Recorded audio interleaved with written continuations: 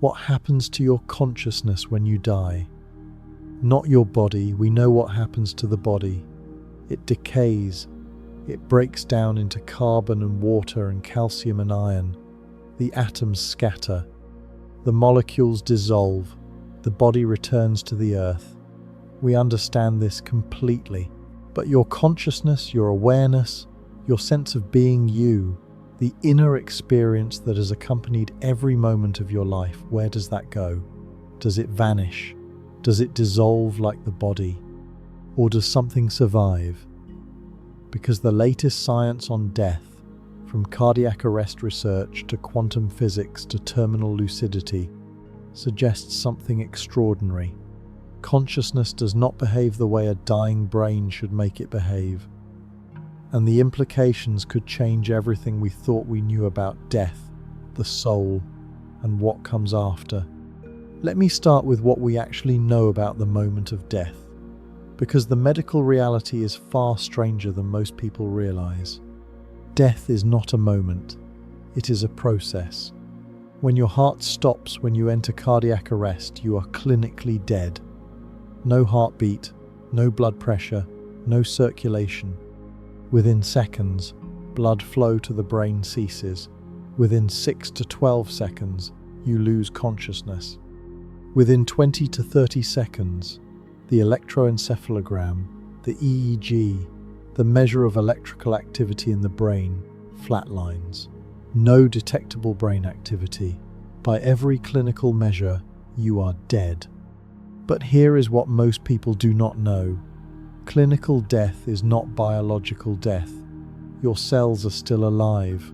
Your neurons are still intact. The brain has not yet suffered irreversible damage.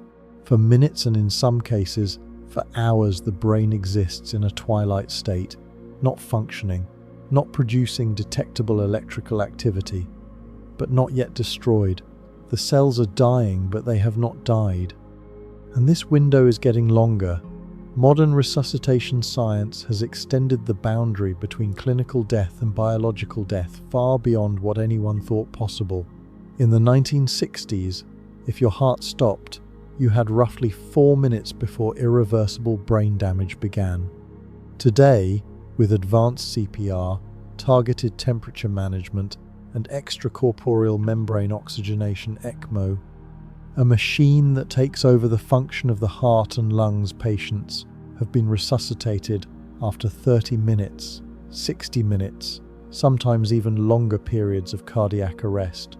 The record cases involve patients who were clinically dead for hours and recovered with full neurological function. Sam Parnia, the physician who leads the AWARE study, has argued that death is not a binary state but a spectrum. You do not go from alive to dead in an instant. You go from alive to a process of dying that can, in many cases, be reversed. And during that process, during the minutes or hours when the brain shows no electrical activity, consciousness may not be absent. It may be present. It may even be enhanced. This window, this gap between clinical death and biological death, is where everything interesting happens. Because during this window, when the brain shows no measurable electrical activity, some patients report the most vivid, most structured, most profoundly meaningful conscious experiences of their lives.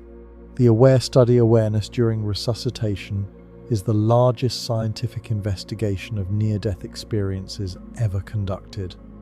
Led by Sam Parnia, a critical care physician at NYU Langone Medical Center, the study enrolled 2,060 patients who suffered cardiac arrest across 15 hospitals in the United States, the United Kingdom, and Austria. Of those who survived and could be interviewed, approximately 40% reported some form of awareness during the period when they were clinically dead. Not all of these were full near-death experiences.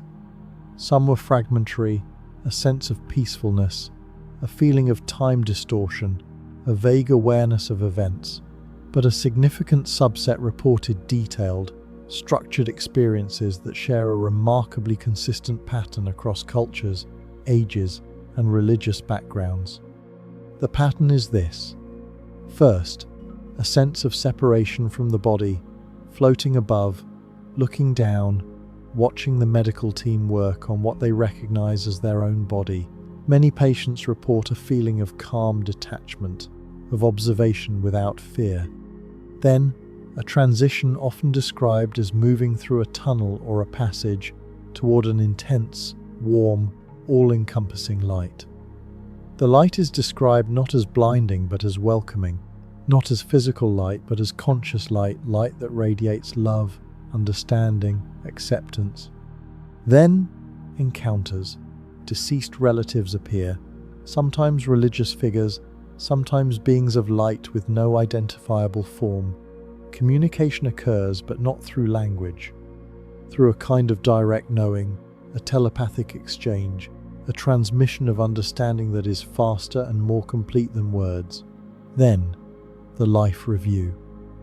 This is perhaps the most consistent element across all NDE accounts. The experiencer relives their entire life not as a passive observer, but from every perspective. They feel the emotions of the people they affected, the joy they caused, the pain they inflicted, the kindness they showed, the cruelty they committed. Every action, seen from the perspective of the person who received it. Many experiencers describe this as the most profound moral education imaginable. Not judgment from an external authority, but direct, experiential understanding of the consequences of their actions. Finally, a boundary, a gate, a river, a line, a being who says it is not yet their time, and a return, often reluctant, often accompanied by a sense of loss, as if being pulled away from something infinitely more real than ordinary life. The most remarkable case in the AWARE study involved a 5-7-year-old man who suffered cardiac arrest and was clinically dead for approximately 3 minutes. During that time, confirmed by medical records, by the automated external defibrillator logs, by the clinical team, the man reported leaving his body, watching his resuscitation from above, and perceiving specific details of the procedure. He described the appearance and actions of the medical staff. He described the sound of the defibrillator, a specific automated voice prompt. He described details that were later verified by the clinical team as accurate. These perceptions occurred during a period when his brain had no detectable electrical activity, when, according to everything we know about neuroscience, conscious experience should have been impossible. Pania has been careful, appropriately, rigorously careful about interpreting these results. He does not claim they prove the soul exists. He does not claim they prove consciousness survives death. He claims something more modest and more powerful, that consciousness during cardiac arrest is a real phenomenon that cannot be explained by current neuroscience. That the brain, in its current scientific understanding, should not be producing conscious experience under these conditions, and that this gap between what neuroscience predicts and what patients actually experience demands explanation. The skeptical explanations are well known. Residual brain activity below the threshold of EEG detection, oxygen deprivation producing hallucinations, endorphin release creating euphoria, REM intrusion, the brain's dream machinery activating during the dying process, carbon dioxide buildup triggering tunnel vision experiences. Each of these explanations addresses some aspect of near-death experiences. None of them explains all of it. None of them explains the verified perceptions, the accurate descriptions of events that occurred while the patient had no measurable brain activity. None of them explains the life review, the panoramic, multi-perspectival reliving of an entire life in what appears to be an instant. And none of them explains the most consistent finding of all, that patients who have near-death experiences overwhelmingly describe them as more real than ordinary waking life. Not dreamlike, not hallucinatory. Hyper-real, more vivid, more clear, more coherent than any experience they had while their brains were functioning normally. This is the opposite of what you would expect from a dying brain. A brain starved of oxygen should produce less coherent experience, not more. A brain shutting down should produce fragmented, confused awareness, not the most structured and meaningful experience of a person's life. The dying brain hypothesis predicts degradation. The data shows enhancement. Something does not add up. In Islam, the Prophet Muhammad, peace be upon him, described death not as a fading, but as an awakening.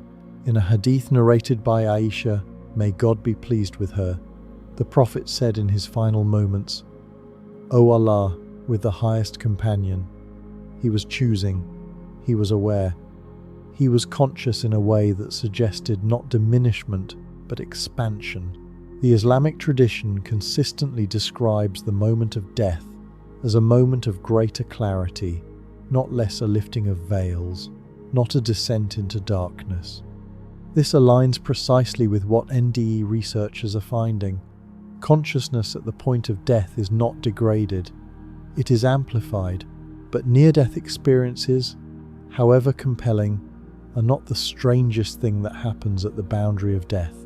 There is something stranger, something that has been documented for centuries but has only recently attracted serious scientific attention.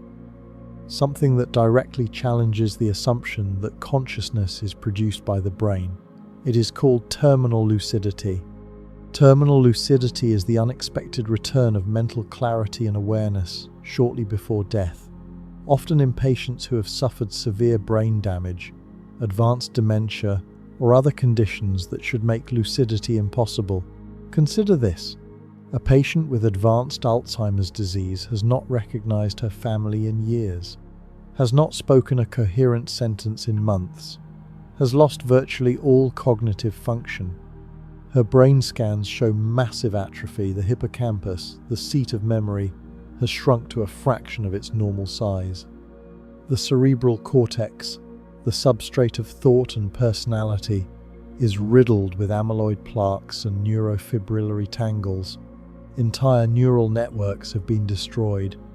By every neurological measure, the physical infrastructure required for memory, personality, and self-awareness no longer exists. And then, hours or sometimes days before death, the patient wakes up. She recognizes her children. She calls them by names she has not spoken in years. She speaks clearly, coherently, lovingly. She recalls memories from decades ago, her wedding, the birth of her children, the name of her childhood dog. She has conversations. She asks about family members she has not mentioned in years. She expresses love. She says goodbye. And then she dies. This is not one case. This is not an anecdote. This has been documented in the medical literature since at least the 19th century. The physician Benjamin Rush, a signer of the American Declaration of Independence, described cases in the 18th century. The German biologist Michael Nahm coined the term terminal lucidity in 2009 and collected over 80 cases from published medical records. The cases span every type of brain damage: Alzheimer's, brain tumors, strokes, meningitis, schizophrenia. In every case, the patient experienced a return of cognitive function that the state of their brain should have made impossible. Alexander Bathiani, a cognitive scientist at the University of Vienna, conducted a survey of caregivers in nursing homes and hospices and found that terminal lucidity is not rare. Approximately 5 to 10% of dementia patients experience some form of unexpected cognitive improvement shortly before death. This is not a handful of anecdotes. This is a systematic, recurring phenomenon observed by thousands of medical professionals. One particularly well-documented case involves a woman named Anna Katharina Ehmer, described in the medical literature of the 19th century. Ehmer had been severely mentally disabled since birth. She had never spoken a word in her entire life. She was considered profoundly intellectually impaired, unable to communicate, unable to recognize people, unable to perform basic tasks. And yet, shortly before her death, she began to sing. Not incoherent sounds. She sang hymns, complete hymns, with correct words, correct melody, correct rhythm. Hymns she had presumably heard but never shown any sign of understanding. For 30 minutes she sang, clearly and beautifully, and then she died. How does a brain that has never produced coherent speech suddenly produce complex musical performance? How does a mind that has never demonstrated comprehension suddenly demonstrate mastery? The materialist model has no answer. The damaged hardware cannot explain the undamaged output. Something else is happening. Something that the standard model of brain produces consciousness cannot account for. The National Institute on Aging part of the US. National Institutes of Health has recently funded research into terminal lucidity, acknowledging that the phenomenon is real, significant, and unexplained. If we can understand how consciousness returns in a devastated brain, we might understand something fundamental about the relationship between consciousness and the brain. And what we learn might change everything we think we know about what consciousness actually is. And it is devastating for the materialist model of consciousness. If consciousness is produced by the brain, if the brain is the hardware and consciousness is the software, then a brain with advanced Alzheimer's should not be able to produce lucid consciousness. The hardware is destroyed, the neurons are dead, the connections are severed, the regions responsible for memory, language, personality, and self-awareness are atrophied and non-functional. And yet, somehow, the patient is lucid, the patient is herself, the personality returns, the memories return, the self returns. How? If the brain produces consciousness, there is no explanation. You cannot run software on destroyed hardware. You cannot get a clear signal from a broken transmitter. The hardware is gone. The consciousness should be gone. But if the brain does not produce consciousness, if the brain filters consciousness, if the brain is a receiver rather than a generator, then terminal lucidity makes perfect sense. The filter is failing. The receiver is breaking down. And as it breaks down, it stops filtering. The consciousness that was always there, the full, complete, unfiltered consciousness shines through. Not because the brain is suddenly working better, because the brain is finally getting out of the way. The Quran describes something remarkably similar. In Islamic eschatology, the moment of death is described not as an extinction of awareness, but as a lifting of the veil. You were indeed heedless of this. Now we have removed from you your covering, and sharp is your sight this day. Surah Kaf, 50-22. The covering, the veil, the filter is removed. And what remains is not darkness, it is clarity. The sight becomes sharp, the awareness becomes vivid. Exactly what terminal lucidity patients describe. Now let me take you to quantum physics. Because quantum mechanics makes a claim about information that has profound implications for consciousness and death. The claim is this: information cannot be destroyed. This is not a philosophical statement. It is not a metaphor. It is a law of physics, as fundamental as the conservation of energy, as inviolable as the speed of light. In quantum mechanics, the evolution of a quantum system is described by the Schrödinger equation. This equation is unitary, which means it is reversible. Every quantum state can be traced backward to its prior state. Every transformation preserves the total amount of information. Nothing is lost. Nothing is erased. The quantum history of the universe is a perfect, complete record. Every event, every interaction, every quantum state that has ever existed is, in principle, recoverable. Think about what this means. When you burn a book, the paper turns to ash, the ink turns to smoke, the words seem to disappear. But according to quantum mechanics, the information in the book is not destroyed. It is scattered and coded in the exact pattern of ash particles, in the precise wavelengths of the emitted light, in the specific trajectories of every smoke molecule, If you could track every particle, every photon, every quantum state involved in the burning, you could, in principle, reconstruct the book. The information survives. It is just very, very hard to read. This is not theoretical speculation. This principle was tested in one of the most famous debates in the history of physics, the black hole information paradox. In 1975, Stephen Hawking proposed that black holes destroy information, that when matter falls into a black hole past the event horizon, into the singularity, and the black hole eventually evaporates through Hawking radiation, the information about what fell in is lost forever, gone, erased from the universe. This violated the unitarity of quantum mechanics. It meant information could be destroyed. It meant the universe could forget. The debate raged for decades. It was not a polite academic disagreement. It was a war. On one side, Hawking, arguing from general relativity, from the mathematics of black holes, from the logic of the event horizon. On the other side, virtually the entire quantum physics community, led by Leonard Susskind and Gerard Hooft, arguing that information conservation is inviolable, that quantum mechanics cannot be wrong about this, that there must be a mechanism by which the information escapes.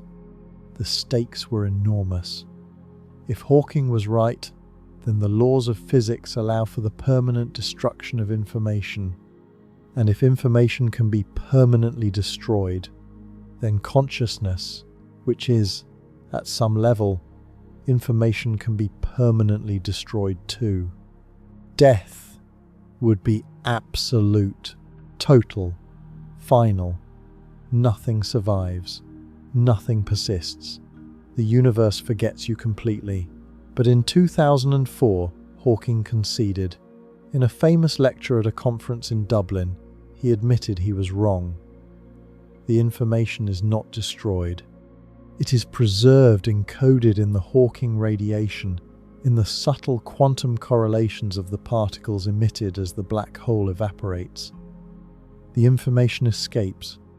It is scrambled, encoded, transformed beyond recognition, so thoroughly scrambled that no practical process could ever reassemble it. But it is not destroyed. It cannot be destroyed. The laws of physics do not allow it. Leonard Susskind later wrote that Hawking's concession was one of the most important moments in the history of physics, not because of black holes, because of what it means about the nature of reality. The universe is a perfect record. Every event that has ever occurred is, in principle, encoded somewhere in the quantum state of the universe.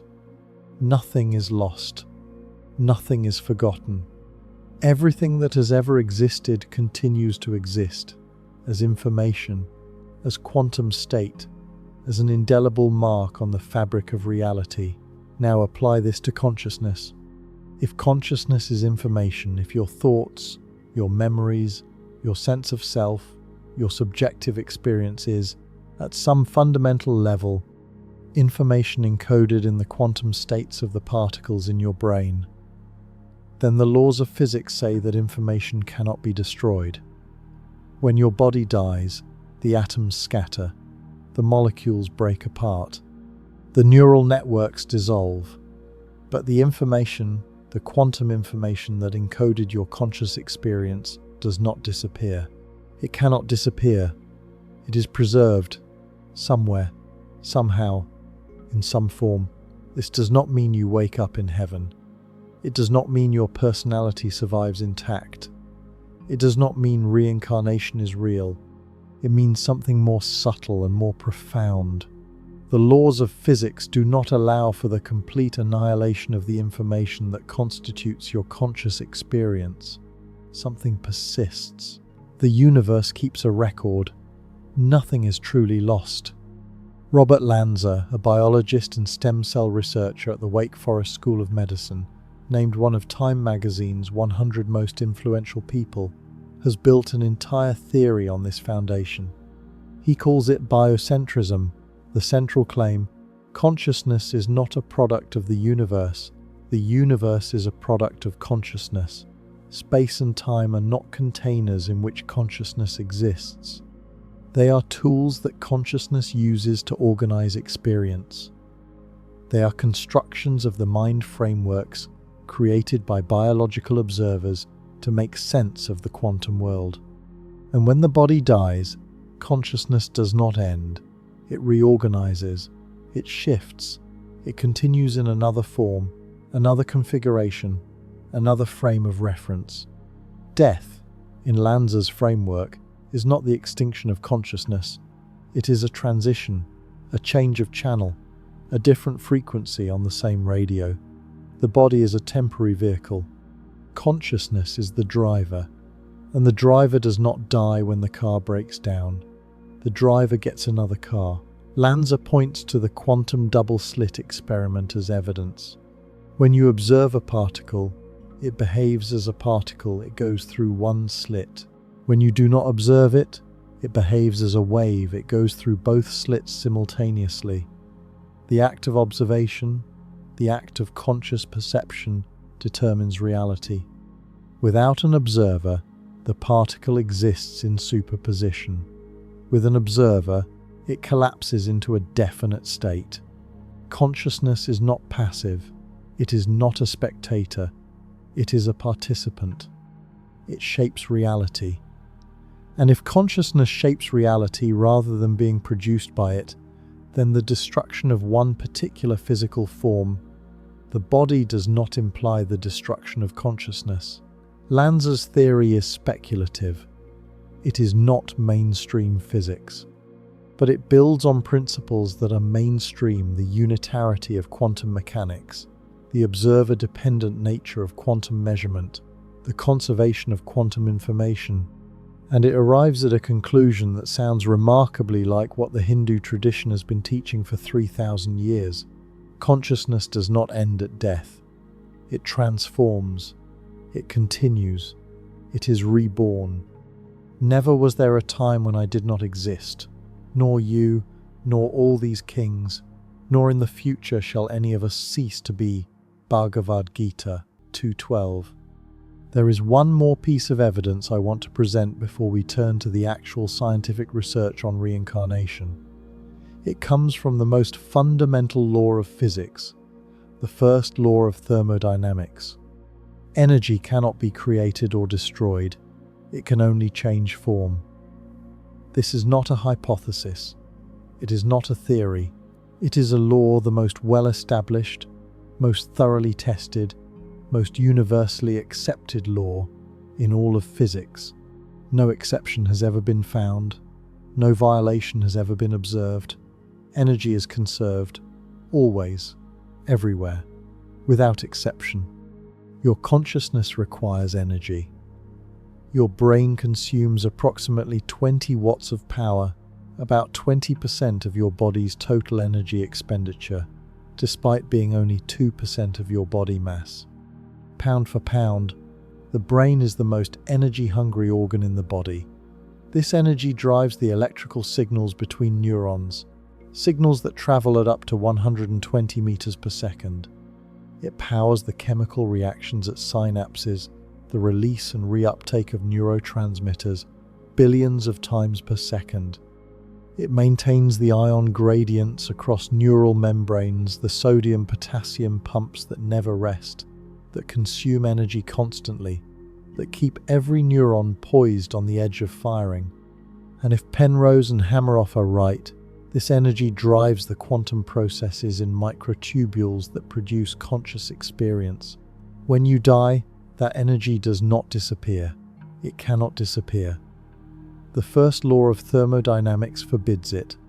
The energy transforms into heat, into chemical energy, into the kinetic energy of molecular decomposition, but it does not vanish. Now, this argument, taken alone, proves nothing about the survival of consciousness. The energy that powered your brain's processes disperses into the environment as heat. It does not maintain the organized patterns that correlate with conscious experience. A skeptic would say, the energy survives, but the pattern is destroyed, and patterns, not energy, are what matter for consciousness. Fair enough. But combine this with quantum information conservation, the principle that information cannot be destroyed, and you get something more interesting. The energy survives. First law of thermodynamics. The information survives unitarity of quantum mechanics. The substrate is destroyed, the body decays. But the two things that actually constitute your conscious experience, the energy and the information, are both conserved. By law, by the most fundamental, most inviolable laws in all of physics. This is not proof of an afterlife. Let me be clear about that. The information that survives is scrambled. The energy that survives is dispersed. Neither maintains the organized, coherent structure of a living brain. The skeptic's objection that survival of energy and information is not survival of consciousness is valid. A pile of ash contains the same information as the book it came from, but no one would say the book survives in the ash. And yet, there is something profoundly strange about a universe that conserves every bit of information about every conscious experience that has ever occurred. A universe that keeps a perfect record. A universe where nothing, not a single thought, not a single moment of awareness, not a single experience of love or pain or wonder is ever truly lost. The universe may scramble the information beyond recognition, but it does not erase it. It cannot erase it. And that, even to a skeptic, should give pause. In Buddhism, there is a concept called the alaya vijnana, the storehouse consciousness. It is described as a repository of all experiences, all impressions, all karma accumulated across all lifetimes. A cosmic memory that preserves every action, every thought, every moment of consciousness. The alaya vijnana is not a soul. It is not a self. It is a process, a continuous stream of information, preservation, and transmission, carrying the imprints of experience from life to life. The parallel to quantum information conservation is extraordinary. A universe that stores everything, that loses nothing, that carries the record forward through time. The question is not whether something survives death. Physics guarantees that something survives. The question is whether what survives has any relationship to the consciousness you experience during life. Whether the information that encoded your experience maintains any coherence, any structure, any organization after the biological hardware dissolves. This is the question that science cannot yet answer. But it is the question that the religious traditions have been answering for thousands of years with extraordinary specificity. With detailed descriptions of what happens to consciousness after death, with frameworks that describe how consciousness transitions from one body to the next. And it is the question that a researcher at the University of Virginia spent 40 years investigating not through physics, not through philosophy, but through the most direct method imaginable, by talking to children who remember their previous lives. His name was Stevenson. He was a professor of psychiatry. He was chairman of the Department of Psychiatry at the University of Virginia. He was not a mystic. He was not a New Age guru. He was a rigorous, skeptical, methodologically meticulous scientist who spent 4 decades collecting, verifying, and publishing cases of children who claimed to remember previous lives. Over 2,500 cases across 6 continents, published in peer-reviewed academic journals, documented with the precision of a forensic investigator. And his findings are more disturbing and more difficult to explain than anything the skeptics are comfortable with. That research is next. For 40 years, a professor of psychiatry at the University of Virginia collected cases of children who remember previous lives. His name was Stevenson. He investigated over 2,500 cases across 6 continents: India, Sri Lanka, Lebanon, Turkey, Thailand, Myanmar, Alaska, Europe, the United States. He verified names, dates, places, and details of the lives these children claimed to remember. He documented birthmarks and birth defects that corresponded to wounds on the deceased person the child claimed to have been. He published his findings in peer-reviewed academic journals in the Journal of the American Medical Association, in the Journal of Nervous and Mental Disease, in the Journal of Scientific Exploration. He was not a mystic. He was not a believer. He was the chairman of the Department of Psychiatry at the University of Virginia, and his data is the most uncomfortable evidence in the history of consciousness research. Stevenson did not set out to study reincarnation. He was trained as a conventional psychiatrist and physician. He held his MD from McGill University. He studied psychosomatic medicine, the relationship between mind and body. He was interested in how psychological states affect physical health. And in the early 1960s, he became aware of cases in which young children, typically between the ages of 2 and 5, spontaneously began making claims about a previous life. These were not vague claims. Not, "I used to be a princess," or "I lived in a castle." These were specific, verifiable claims. A child in India would say, "My name is not Ravi. My real name is Prakash. I lived in a village called Chatta. My father's name was Brijal. I had a wife named Prema. I had a shop where I sold biscuits. I was killed when I was hit by a truck." And when investigators traveled to the village of Chatta, a village the child had never visited, in a region the child's family had no connection to, they would find that a man named Prakash had indeed lived there, that his father was Brijlal, that his wife was Prema, that he had owned a biscuit shop, that he had been killed by a truck. Stevenson recognized that these cases, if properly investigated and documented, could provide evidence bearing on the question of whether consciousness survives death. He also recognized that the cases could have conventional explanations: fraud, fantasy, coincidence, information leakage. He devoted his career to investigating them with the rigor of a forensic scientist. His methodology was meticulous. When he learned of a case, often through local contacts, physicians, or academic colleagues, he would travel to the location himself, not send a research assistant, not conduct phone interviews. He would go personally, often to remote villages in India, to mountain communities in Lebanon, to rural Thailand, and spend days or weeks on site. He learned enough of the local languages to follow interviews and detect inconsistencies in translation. He employed multiple translators to cross-check accuracy.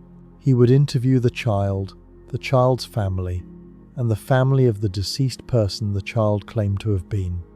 He would conduct the interviews before the two families had met, whenever possible, to prevent contamination of the testimony.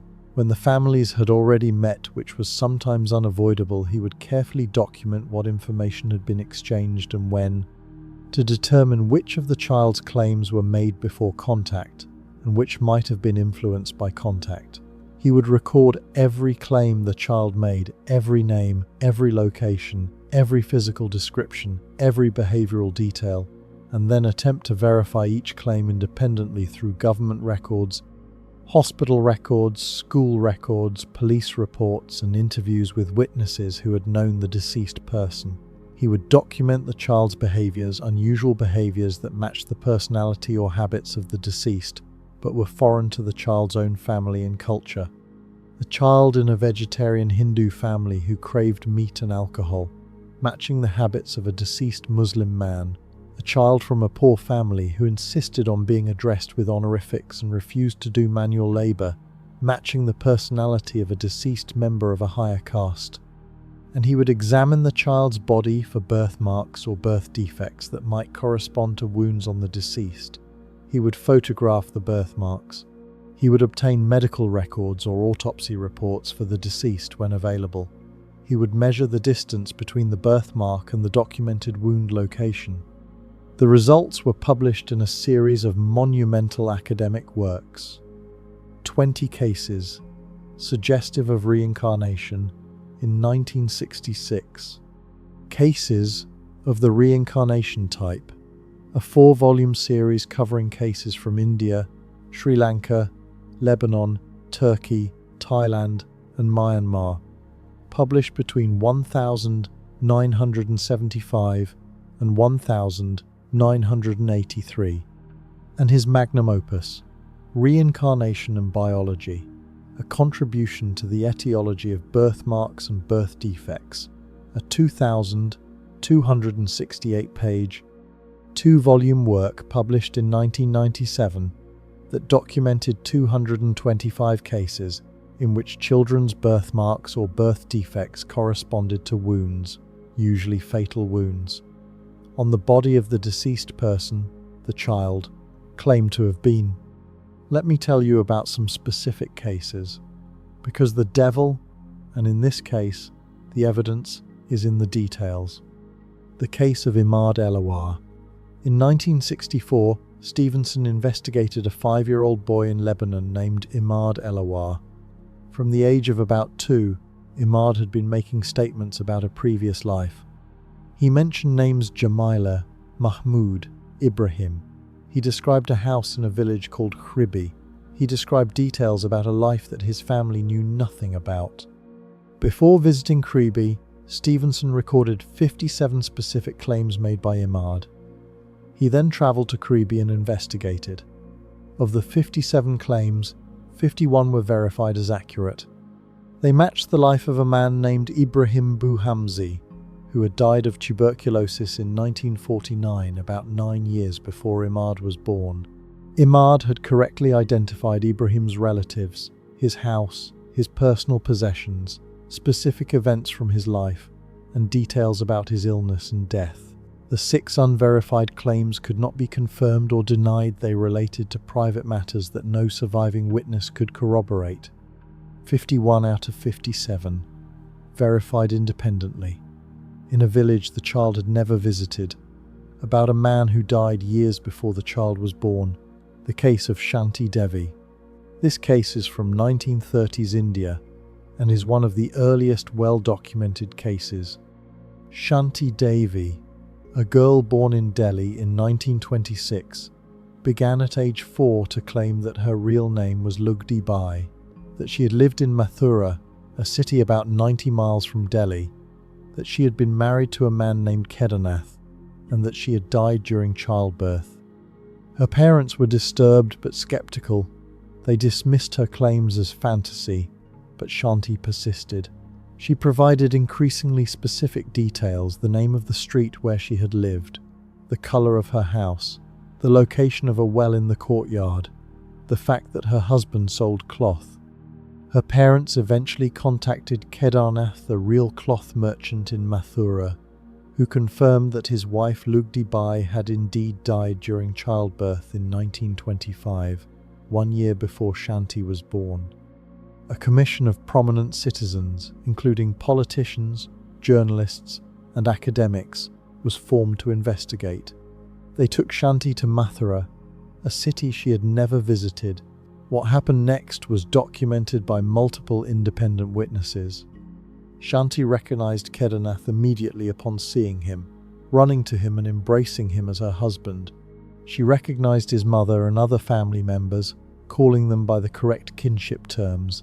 She led investigators through the streets of Mathura to the house where she claimed to have lived, navigating correctly through unfamiliar streets, making correct turns at unmarked intersections. Arriving at a house she had never seen in her current life, she pointed to changes in the house. This wall was not here before. There used to be a well here. Changes that Kedarnath confirmed were accurate. She described the location where she had hidden money during her previous life, and money was found in the described location. Though the amount was different from what she claimed, Kedarnath later admitted he had already found and spent some of it. She identified specific relatives by name. She described private details of Lugdi Bai's life that only Lugdi and Kedarnath would have known, details about their intimate life, about family disputes, about personal habits. Mahatma Gandhi himself took an interest in the case, and appointed a committee of 15 people to investigate. The case of James Leininger. This case is from the United States and is perhaps the most well-documented case in the Western world. James Leininger, born in 1998 inches, Louisiana, began having intense nightmares at age 2, nightmares of being trapped in a burning airplane that was crashing into the ocean. He would scream, "Airplane crash on fire! Little man can't get out." Over the following months, James began providing specific details. He said the airplane was a Corsair. He said it had been shot down by the Japanese. He said it took off from a ship called the Natoma. He said his name was James, but not James Leininger. Another James. His father, Bruce Leininger, a devout Christian who initially dismissed the idea of reincarnation as incompatible with his faith, began investigating. He was not looking for evidence of reincarnation. He was looking for a normal explanation for his son's nightmares. He expected to find one. He did not. He discovered that the USS Natoma Bay was a real escort carrier that had served in the Pacific during World War II. He found that a pilot named James Houston Jr. had served aboard the Natoma Bay. He found that Houston had been killed on the 3rd of March 1945 when his aircraft, a Corsair, was hit by Japanese anti-aircraft fire during the Battle of Iwo Jima. The plane caught fire and crashed into the ocean. The details matched what his 2-year-old son had been saying: the type of aircraft, the name of the ship, the cause of death, the enemy responsible. But the details went further. Young James identified a fellow pilot named Jack Larson, a real member of Houston's squadron. He described the location of the crash near Iwo Jima correctly. When shown a photograph of Natoma Bay pilots, he identified James Houston Jr. When given a choice of toy airplanes, he consistently chose the Corsair, and once corrected his father, who had called a model airplane a Zero, by saying, "That's not a Zero, that's a Corsair." James also drew obsessive pictures of aerial combat, dozens of them, with remarkable detail for a child under 3, showing planes being shot down, crashing into the ocean, exploding in flames. He signed his drawings James 3, which initially puzzled his parents until they discovered that James Houston Jr. was, in fact, the 3rd James in his family, James Madison Houston III. Bruce Leininger contacted James Houston's surviving sister, Anne Barron, who confirmed private details that James Leininger had mentioned details that were not in any public record, including Houston's nickname and personal habits. The case was investigated by Jim Tucker at the University of Virginia and published in academic literature. Bruce Leininger, despite his Christian faith, eventually wrote a book about the experienced sole survivor, concluding that his son's memories could not be explained by any normal means. Stevenson's most remarkable contribution was his research on birthmarks and birth defects. This is the evidence that is hardest to dismiss.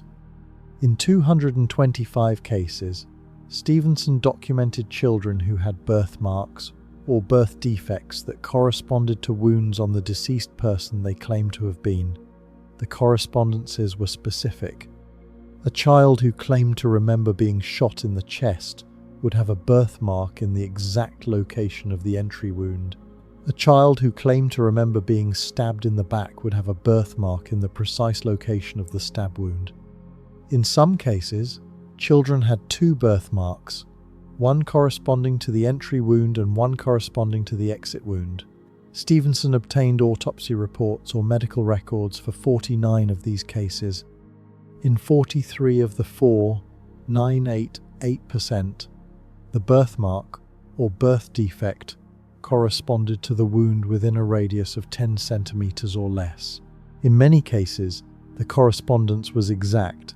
The birthmark was in the precise location, of the precise shape, and of the precise size as the wound that killed the previous personality. One case involved a boy in Turkey who was born with a severely malformed right ear. The ear was underdeveloped and partially absent. The boy claimed to remember the life of a man who had been killed by a shotgun blast to the right side of the head.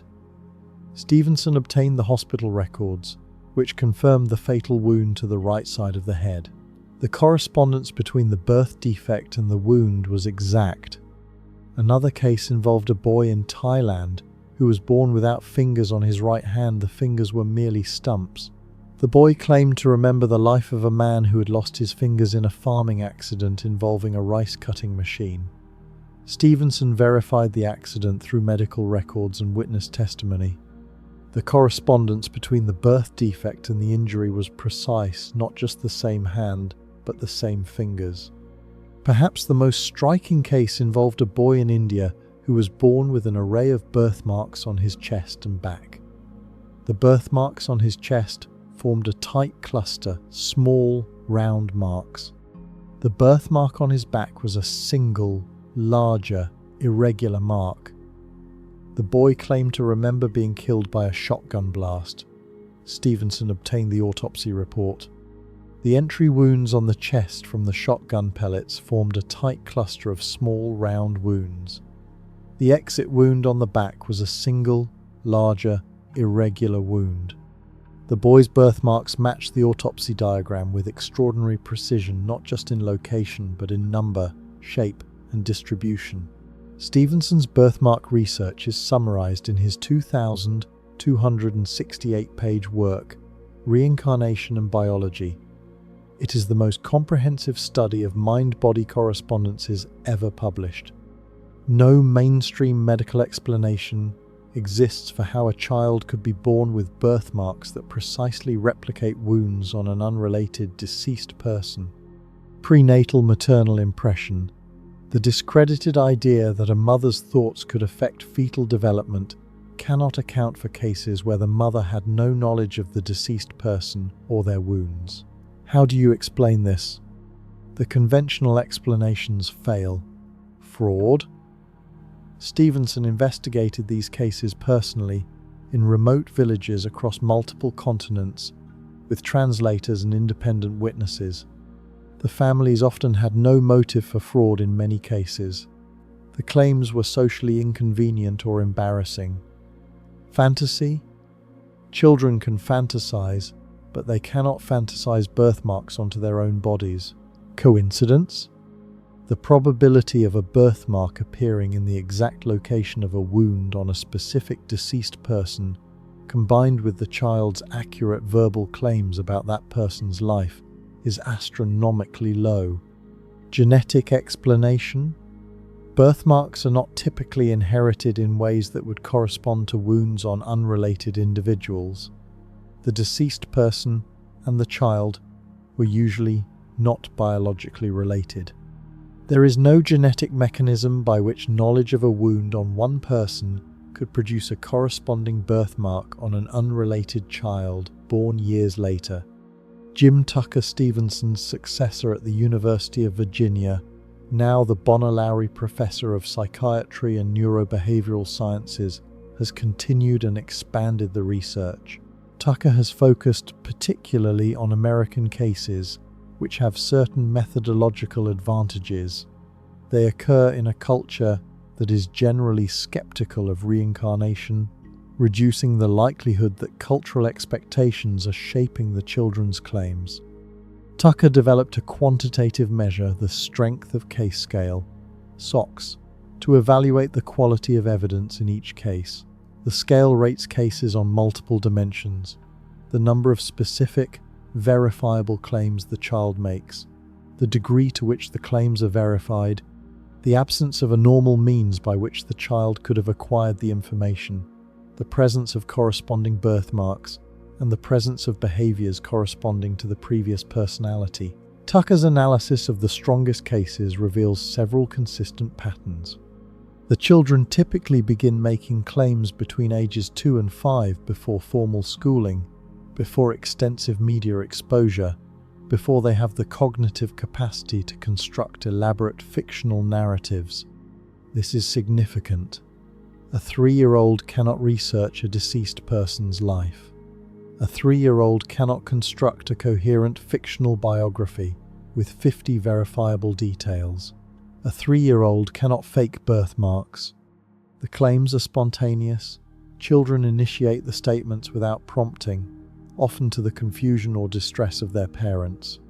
Many parents try to suppress the claims they are frightening, socially awkward, and in Western cultures, potentially stigmatizing. The children persist anyway. They insist. They become upset when their claims are dismissed.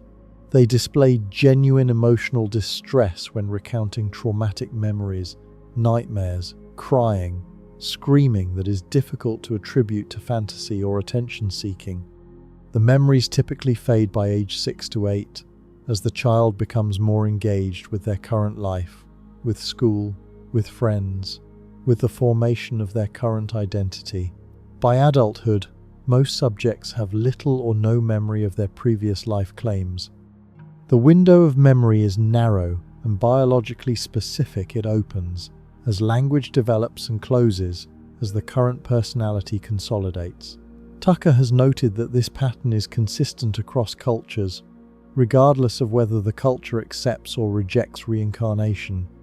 The children often display emotions and behaviors consistent with the previous personality. A child who claims to remember a previous life as a smoker might reach for adult cigarettes.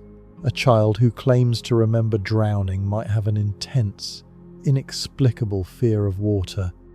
A child who claims to remember being murdered might have nightmares and violent outbursts consistent with the trauma of the previous death. In Islamic tradition, there is a concept that touches on this directly. The Quran describes the world of souls, alam al-arwah, a realm where all souls existed before being placed into bodies.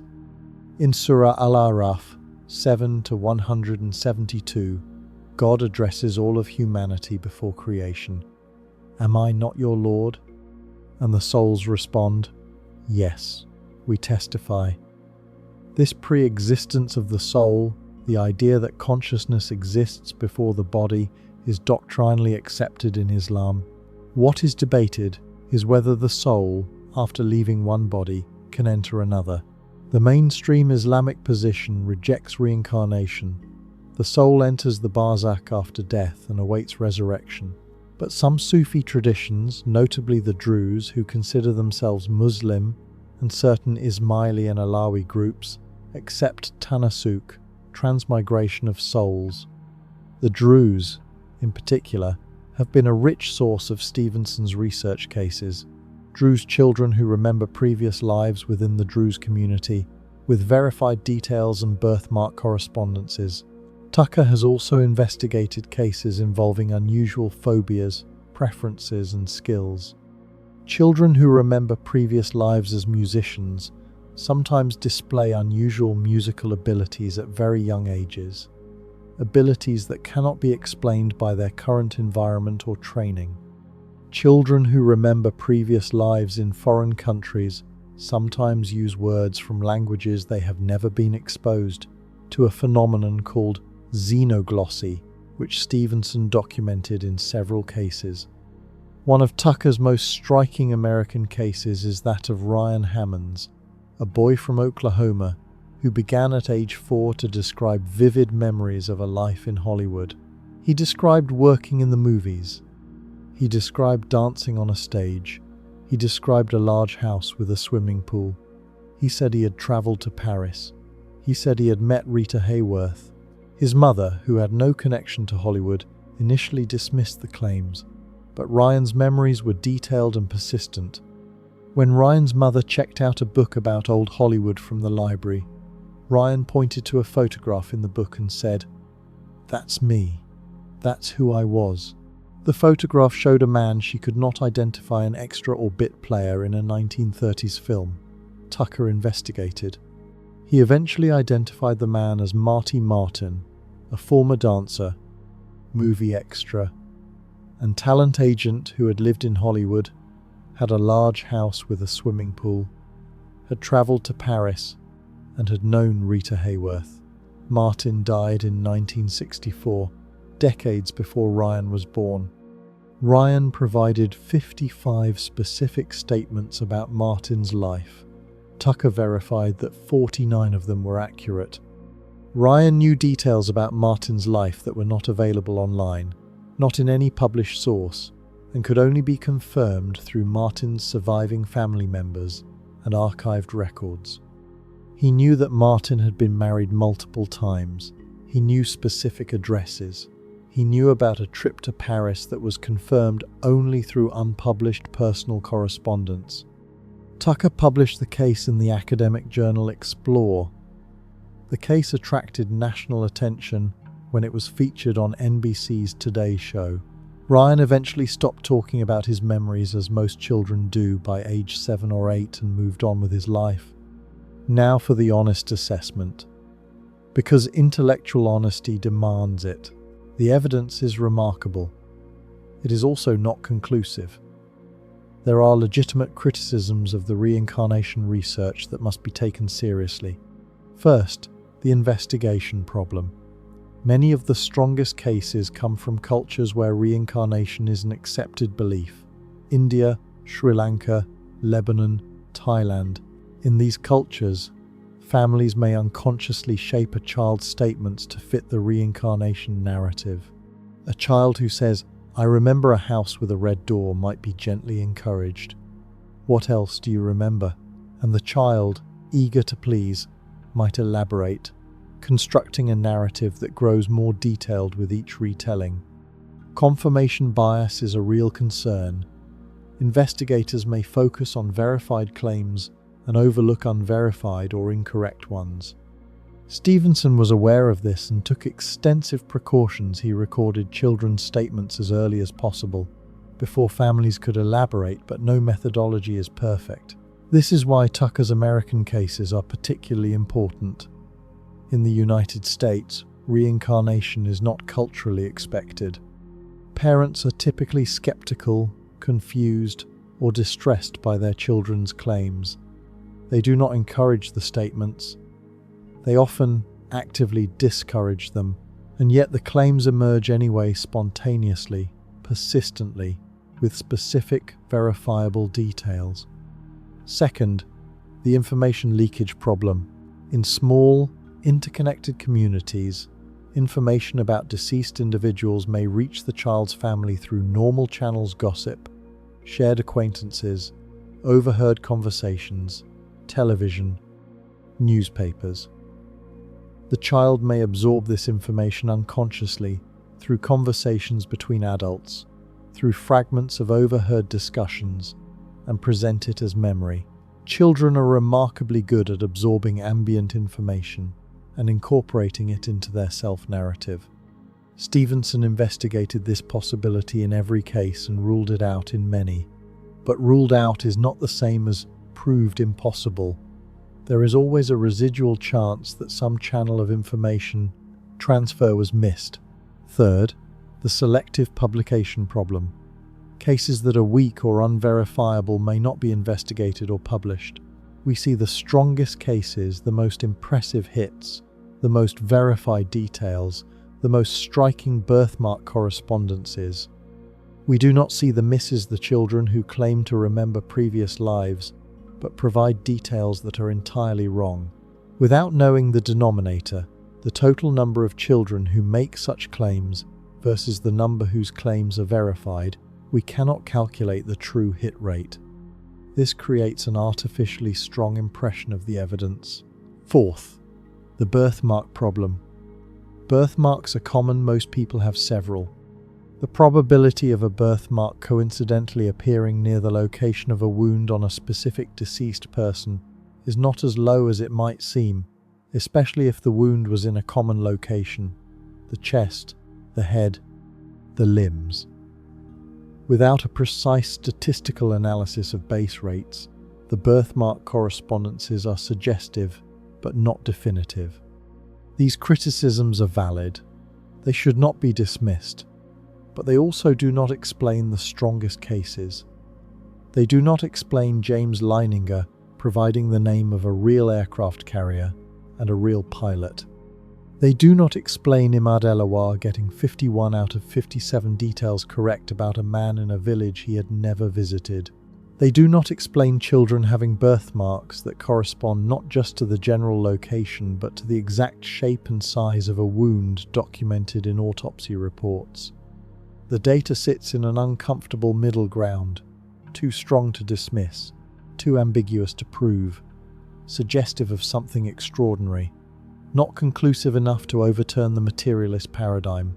Carl Sagan, the great skeptic, the champion of scientific rationalism, the man who said extraordinary claims require extraordinary evidence, wrote in his 1996 book, The Demon-Haunted World, that there were 3 claims in the area of the paranormal that he thought deserved serious study. One of them was that young children sometimes report the details of a previous life, which upon checking turn out to be accurate, and which they could not have known about in any other way than reincarnation. Carl Sagan thought this deserved serious study, not because he believed in reincarnation, because the data was too good to ignore. The late philosopher Robert Almeida, writing in the Journal of Scientific Exploration, argued that the combined weight of Stevenson's evidence, while not proving reincarnation, makes it irrational to dismiss reincarnation as a possibility. If one is not willing to entertain the hypothesis of reincarnation, Almeida wrote, then one must provide a better explanation for the data, and no one has. No one has. 30 years after Almeida's challenge, no conventional explanation accounts for the strongest cases. Not fraud, not fantasy, not cryptomnesia, not information leakage. Not cultural conditioning, not coincidence, not genetic memory. The data remains. But it is enough to ask the question, what physical mechanism could explain this? What process consistent with the known laws of physics could allow information from a deceased person to appear in the mind and on the body of an unrelated child born years later? Could quantum mechanics provide a framework? Could the conservation of quantum information, the non-locality of entanglement, the observer-dependent nature of reality, offer a mechanism for the transfer of consciousness across death? Quantum mechanics might have an answer, and it is stranger than reincarnation itself. Can quantum mechanics explain how a dead man's memories appear in a living child's mind? Can the laws of physics account for birthmarks that match autopsy wounds on a person who died before the child was born? It sounds impossible. But quantum mechanics routinely does the impossible. It allows particles to be in 2 places at once. It allows information to teleport instantaneously across the universe. It allows the future to influence the past. And some physicists now believe it might allow consciousness to transfer from one body to another not through any mystical process, but through the same quantum mechanisms that govern every particle in the universe. This is not religion. This is not philosophy. This is physics. And the implications are staggering. Let me start with the most fundamental insight of modern physics, the one that Einstein himself discovered and spent the rest of his life trying to understand. Time is not what you think it is. In 1905, Einstein published the special theory of relativity.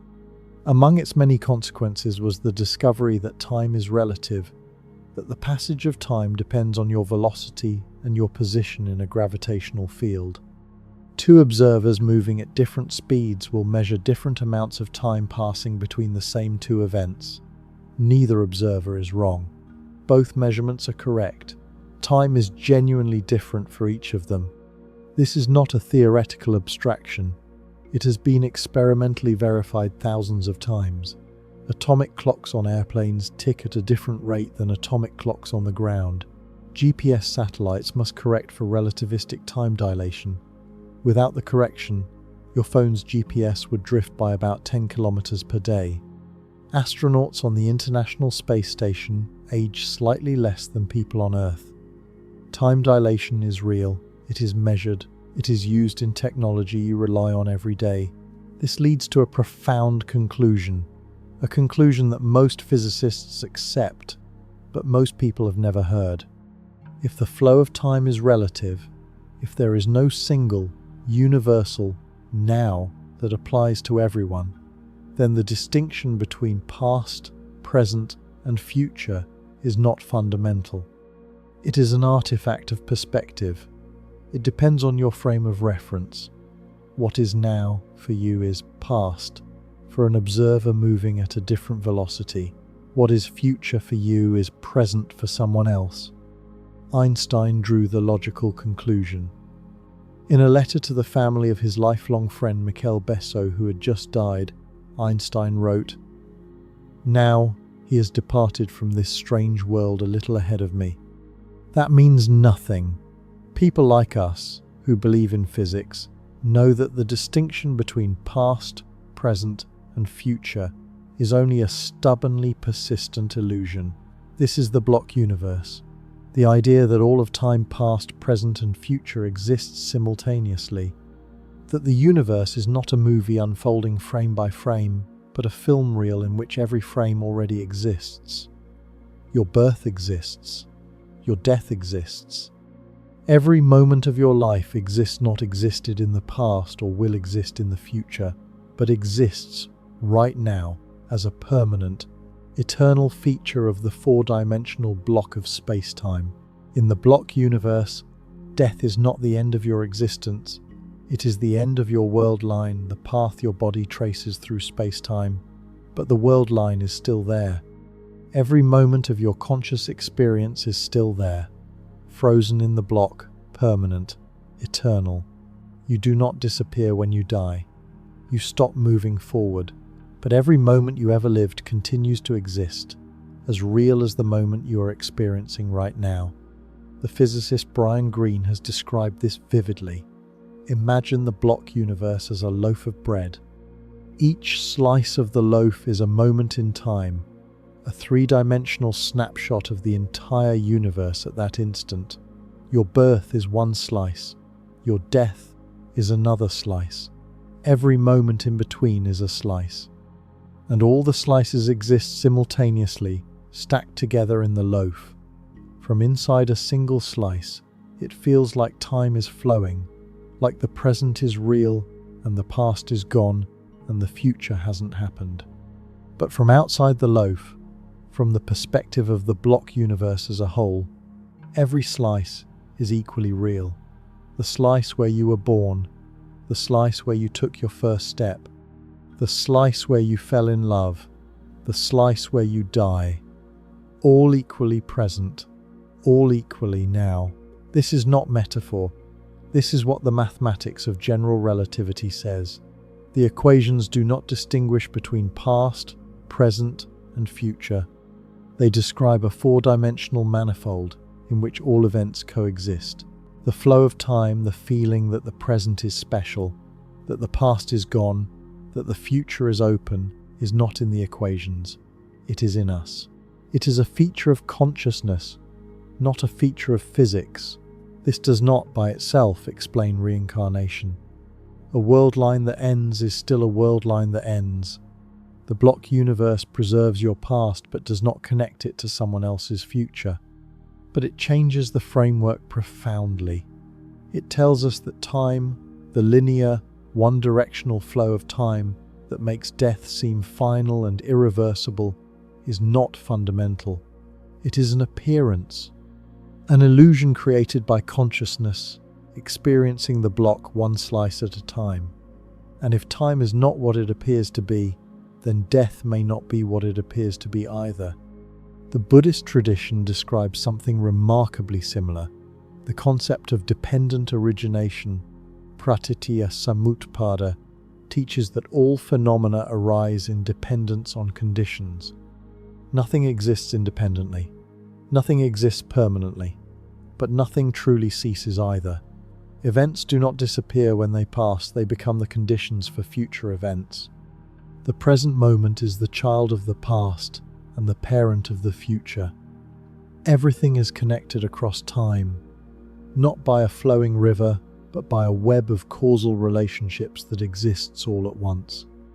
This is the block universe described in Buddhist phenomenology 2,500 years before Einstein.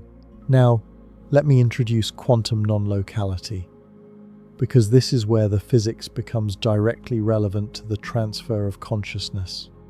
In 1935, Einstein, Podolsky, and Rosen published a paper describing what they considered a fatal flaw in quantum mechanics. They showed that quantum mechanics predicts that two particles can be entangled, correlated in such a way that measuring one particle instantaneously determines the state of the other, regardless of the distance between them. Measure the spin of particle A in New York, and you instantly know the spin of particle B in Tokyo, not after a signal travels from New York to Tokyo. Instantly, simultaneously, faster than light. Einstein called this spooky action at a distance and argued that it proved quantum mechanics was incomplete. Something must be wrong with the theory. Information cannot travel faster than light. Instantaneous correlations across arbitrary distances violate everything we know about the locality of physics. But in 1964, John Bell, a quiet, meticulous Irish physicist working at CERN, proved that quantum mechanics was right. He derived a mathematical inequality, Bell's inequality, that any local, realistic theory must satisfy. If the universe operates locally, if distant events cannot influence each other without a signal traveling between them, then certain statistical correlations between measurements cannot exceed a specific limit. Experiments proved that the limit is exceeded. Alan Aspect in Paris in 1982 performed the first rigorous test and found violations of Bell's inequality. Over the following decades, a series of increasingly precise experiments, closing every conceivable loophole, eliminating every possible alternative explanation, confirmed the result. The culmination came in 2022, when Aspect, Clauser, and Zeilinger were awarded the Nobel Prize in Physics for their work, demonstrating that Bell's inequality is violated in nature. The correlations are real. The entanglement is real. Quantum non-locality is not a theoretical possibility. It is an experimentally established fact of nature. What does this mean? It means that the universe is fundamentally non-local, that connections exist between distant parts of the universe that cannot be explained by any signal traveling through space, that two particles, once entangled, remain connected, correlated, linked, joined, regardless of the distance between them, regardless of space, and, as recent experiments have suggested, regardless of time. This last point is extraordinary and underappreciated. In 2013, physicists demonstrated entanglement across time, so-called temporal entanglement, in which a particle that no longer exists is entangled with a particle that did not yet exist when the first particle was. Measured. The two particles never coexisted. They were separated not by space but by time, and yet they were entangled, correlated, connected across a temporal gap. If particles can be entangled across time, if quantum correlations can bridge the gap between a particle that has been destroyed and a particle that has not yet been created, then the same principle could, in theory, bridge the gap between a consciousness that has ended and a consciousness that has not yet begun, between a person who has died and a child who has not yet been born. The entanglement would carry the correlations, the information, the patterns, the quantum states associated with the previous consciousness across the gap of death and into the new life. If consciousness is a quantum process, as Penrose and Hameroff propose with Ochoa, then consciousness is subject to quantum non-locality. And if consciousness is non-local, then it is not confined to a single location in space or a single moment in time. It can be correlated across distances. It can be connected across intervals. It can, in principle, be linked to other conscious systems, other brains, other bodies, other lives, through the same quantum entanglement that links particles across the universe. This is speculative. I want to be clear about that. There is no experimental proof that consciousness is entangled across bodies or across lifetimes, but the physics allows it. The framework permits it, If consciousness is quantum, then the non-locality of quantum mechanics provides a mechanism, a physical mechanism, not a mystical one, by which information associated with one conscious being could become correlated with another conscious being. Even across death, even across time, quantum teleportation makes this even more concrete.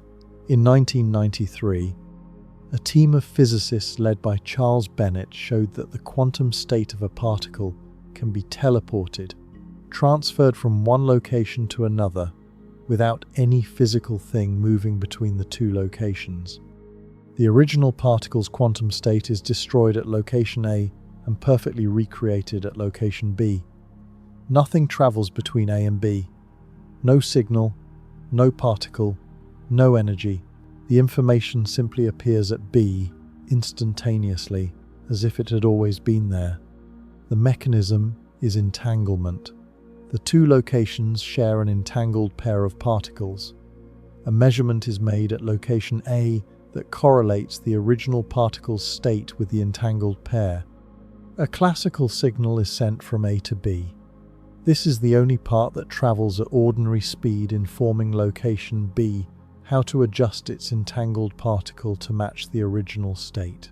The result: the quantum state at A is destroyed and recreated at B. Perfect transfer, zero physical movement. Quantum teleportation has been experimentally demonstrated not with large objects, not with people, but with quantum states. In 1997, Anton Zeilinger's team in Vienna performed the first successful quantum teleportation of a photon's polarization state. In 2017, Chinese scientists teleported a quantum state from the ground to the Mikius satellite in orbit a distance of 1,400 kilometers. In 2019, researchers at the University of Rochester teleported quantum information between two nodes of a quantum network. The technology is real. The physics is real. Information can be transferred without any physical carrier. And here is the crucial point about quantum teleportation that most people miss. In the process of teleportation, the original is necessarily destroyed. This is not a flaw in the technology. It is a law of physics, the no-cloning theorem, which states that it is impossible to create an identical copy of an arbitrary quantum state without destroying the original. The teleportation process transfers the quantum state by destroying it at the source and recreating it at the destination. The information moves. The original ceases to exist. The copy becomes the new original. Does this sound familiar? The original body dies. The consciousness, the quantum information transfers. A new body receives it. The original is gone. The information persists in a new substrate. This is not a metaphor for reincarnation. This is the physics of reincarnation, stated in the language of quantum information theory. Now consider consciousness. If your conscious experience, your memories, your personality, your sense of self is encoded in the quantum states of particles in your brain, as OR proposes, then quantum teleportation provides a mechanism by which that information could be transferred to another physical substrate. Not through any mystical process, through the same quantum teleportation that has been experimentally verified in laboratories around the world. The original is destroyed, the copy is created, the information persists, the physical substrate changes. This is, in quantum mechanical terms, a description of reincarnation. There is a verse in the Bhagavad Gita chapter 2 verse 22 that describes this with extraordinary precision, as a person puts on new garments, giving up old ones. The soul similarly accepts new material bodies, giving up the old and useless ones. The soul, the information, the quantum state is transferred. The body, the physical substrate, is exchanged. The garment changes, the wearer persists. Krishna described quantum teleportation 3,000 years before Charles Bennett derived the mathematics. There is an even more radical quantum theory that bears on the question of death and consciousness. It is called quantum immortality. And it is, without question, the strangest idea in the history of physics. Quantum immortality is a thought experiment derived from Hugh Everett's many worlds interpretation of quantum mechanics. In the many worlds interpretation, every quantum measurement causes the universe to split into multiple branches. When an electron is measured and found to be spin up, the universe branches. In one branch, the electron is spin up, and in another branch, the electron is spin down. Both branches are real. Both outcomes occur. The universe literally multiplies with every quantum event. Now apply this to death. Imagine you are in a situation where your survival depends on a quantum event, say, a radioactive atom that has a 50% chance of decaying in the next second. If the atom decays, a mechanism triggers that kills you. If it does not decay, you survive. This is essentially Schrödinger's cat applied to a human being. In the many worlds interpretation, both outcomes occur. In one branch, the atom decays and you die. In another branch, the atom does not decay and you survive. The universe splits. Two versions of reality now exist, one where you are dead and one where you are alive. But here is the crucial point. You can only experience the branches in which you survive. You cannot experience being dead. Dead observers do not observe. Consciousness requires being alive. So from your subjective perspective, from the first-person perspective of your continuous stream of consciousness, you always find yourself in the branch where you survived. The branch where you died exists. Other people in that branch grieve your loss, but you are not there to experience it. You are in the other branch, the surviving branch, always. Now extend this to natural death. Every moment, your survival depends on quantum events, the stability of your DNA, the behavior of ions crossing neural membranes, the quantum fluctuations in the molecules that compose your cells. At every moment, there is some non-zero quantum probability that a fatal event occurs and some probability that it does not. In the many worlds interpretation, both happen. And your consciousness, by the logic of quantum immortality, always follows the branch where the fatal event did not occur. Max Tegmark, the MIT physicist, formalized this argument and called it quantum suicide. The implication taken to its logical extreme is quantum immortality. From the first-person perspective, you never die.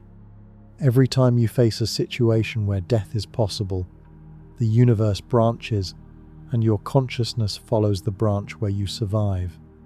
You age. You get sick. Your body deteriorates. But at every branch point where death is one possible outcome, there is always another branch where you survive, and you always find yourself on the surviving branch. This is not mainstream physics. Most physicists, including Tegmark himself, regard quantum immortality as a thought experiment, not a literal claim about reality. The many worlds interpretation itself is controversial, and the assumption that consciousness follows specific branches rather than existing in all branches simultaneously is an additional assumption that the theory does not clearly support. But the thought experiment reveals something important. It shows that quantum mechanics, taken seriously, leads to conclusions about consciousness and death that are radically different from the common sense view. The common sense view, you live, you die, consciousness ends. The quantum view, it depends on the interpretation, but in at least some interpretations, the story is far more complicated. Consciousness may persist through quantum branching. Information may be conserved across death. The universe may preserve what seems to be lost. In Islam, there is a concept that resonates with this, the idea that God creates the universe anew at every moment.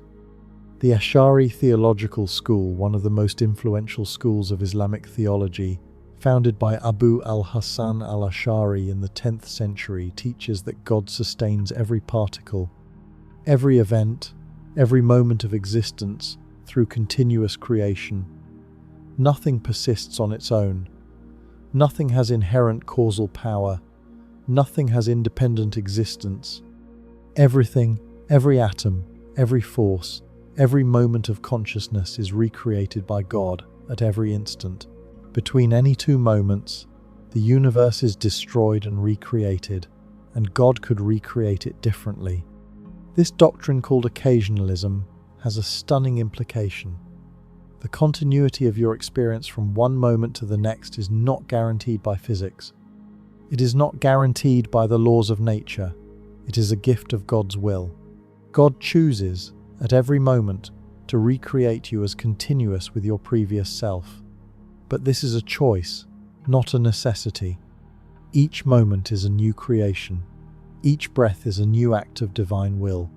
And if God can recreate your consciousness from moment to moment in this body, there is no metaphysical obstacle to recreating it in another body. Reincarnation, in the Ash'ari framework, would simply be God choosing to breathe the ruh into a new form, not a natural process. A divine decision, consistent with God's absolute sovereignty over all creation. There is one more scientific framework I want to introduce. It is not quantum mechanics. It is more controversial than quantum mechanics, and it proposes a mechanism for the transfer of information across organisms that would, if verified, explain not just reincarnation but a wide range of unexplained phenomena. It is called morphic resonance, proposed by the biologist Rupert Sheldrake. Sheldrake trained at Cambridge, a former research fellow of the Royal Society, a former Frank Knox Fellow at Harvard, a serious biologist who became a serious heretic, proposed in 1981 that nature operates not just through physical and chemical laws but through what he calls morphic fields.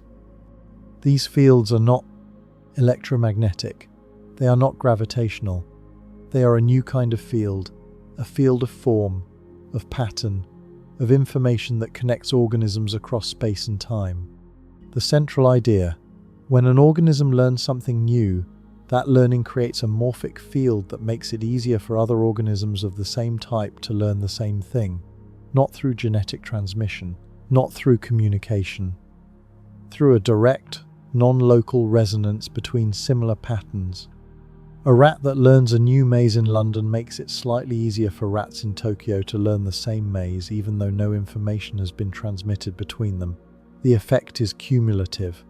The more organisms that learn something, the easier it becomes for all organisms of that type. The implications for Stevenson's data are direct.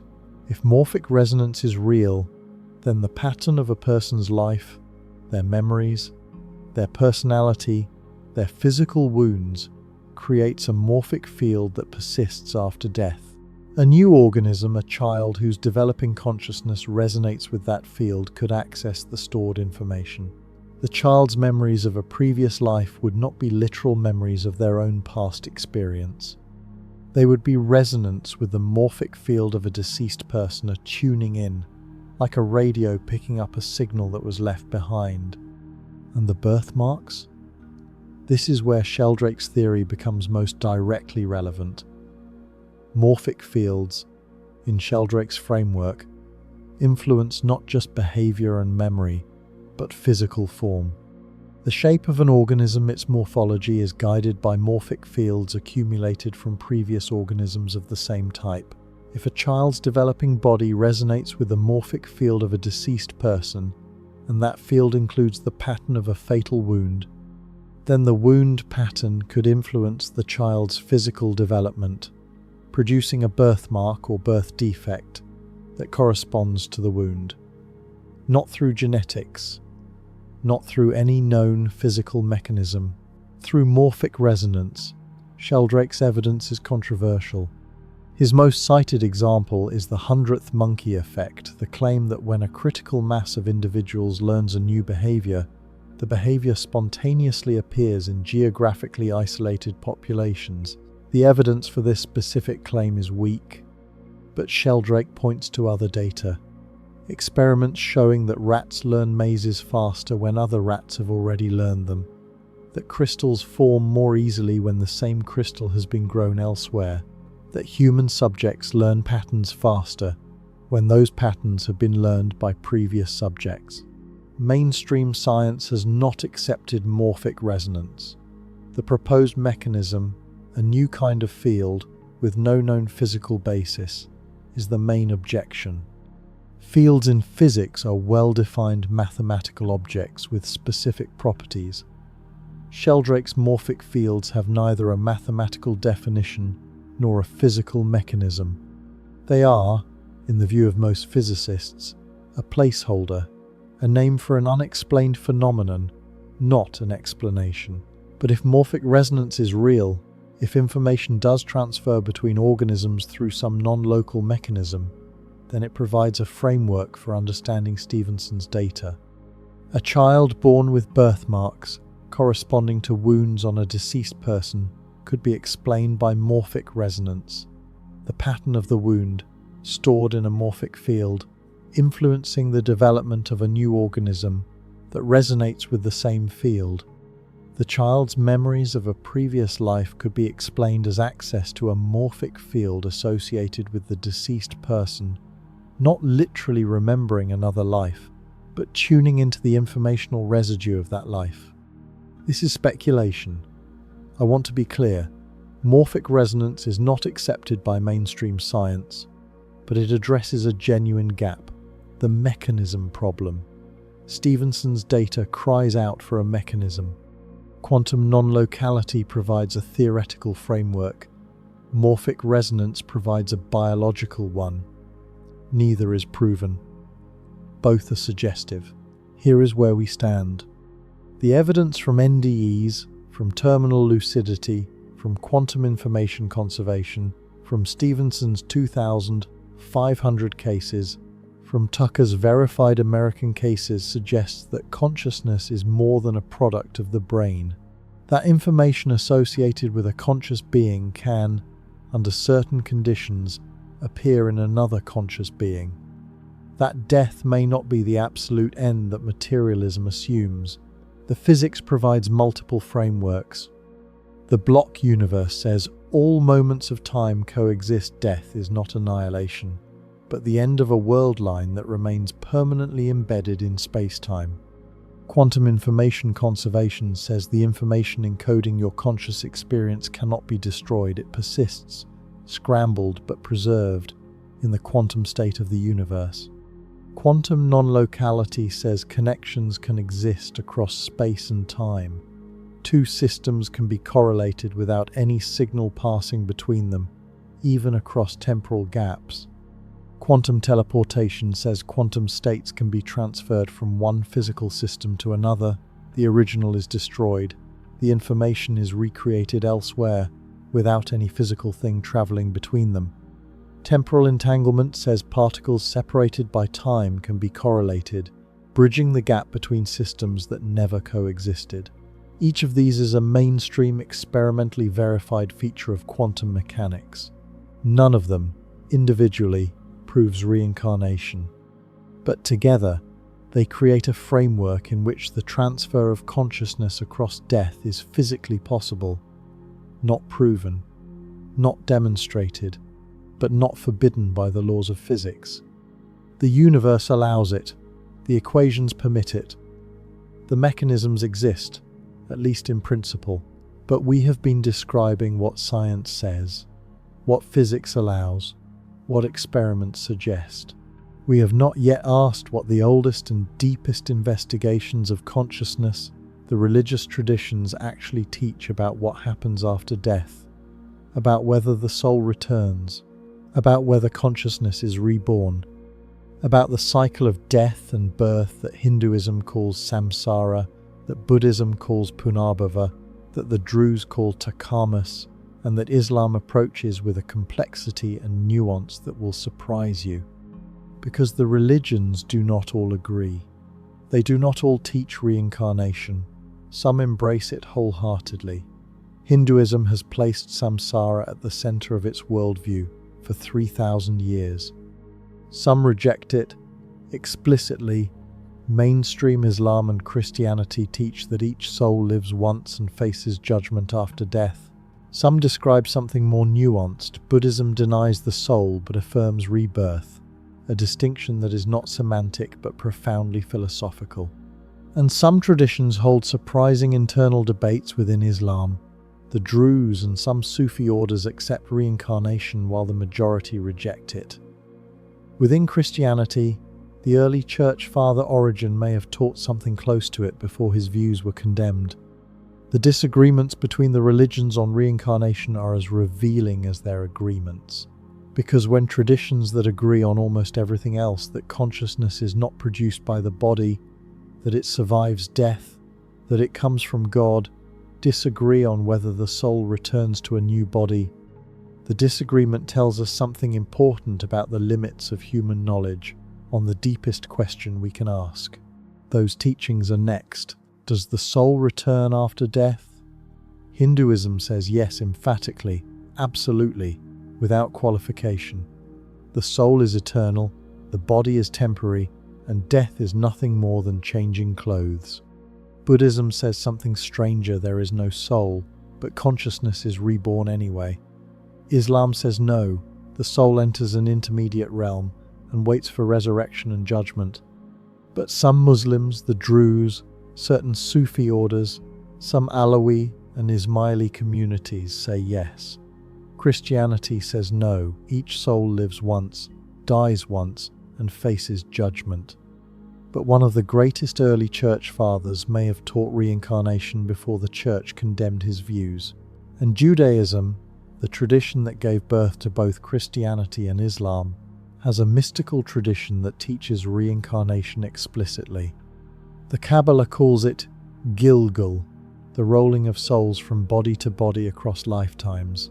5 traditions, 5 answers, and the disagreements between them reveal something profound about the limits of human knowledge on the deepest question we can ask. What happens to you when you die?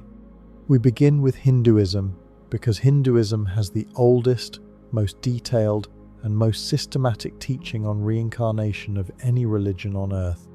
The concept is called samsara, the cycle of birth, death, and rebirth. It is not a peripheral teaching. It is the central framework of Hindu cosmology, ethics, and spiritual practice. Everything in Hinduism, karma, dharma, moksha, yoga, meditation, temple worship, pilgrimage, exists in relation to samsara. The entire purpose of Hindu spiritual life is to understand the cycle, purify oneself within it, and ultimately transcend it. The mechanism is karma action.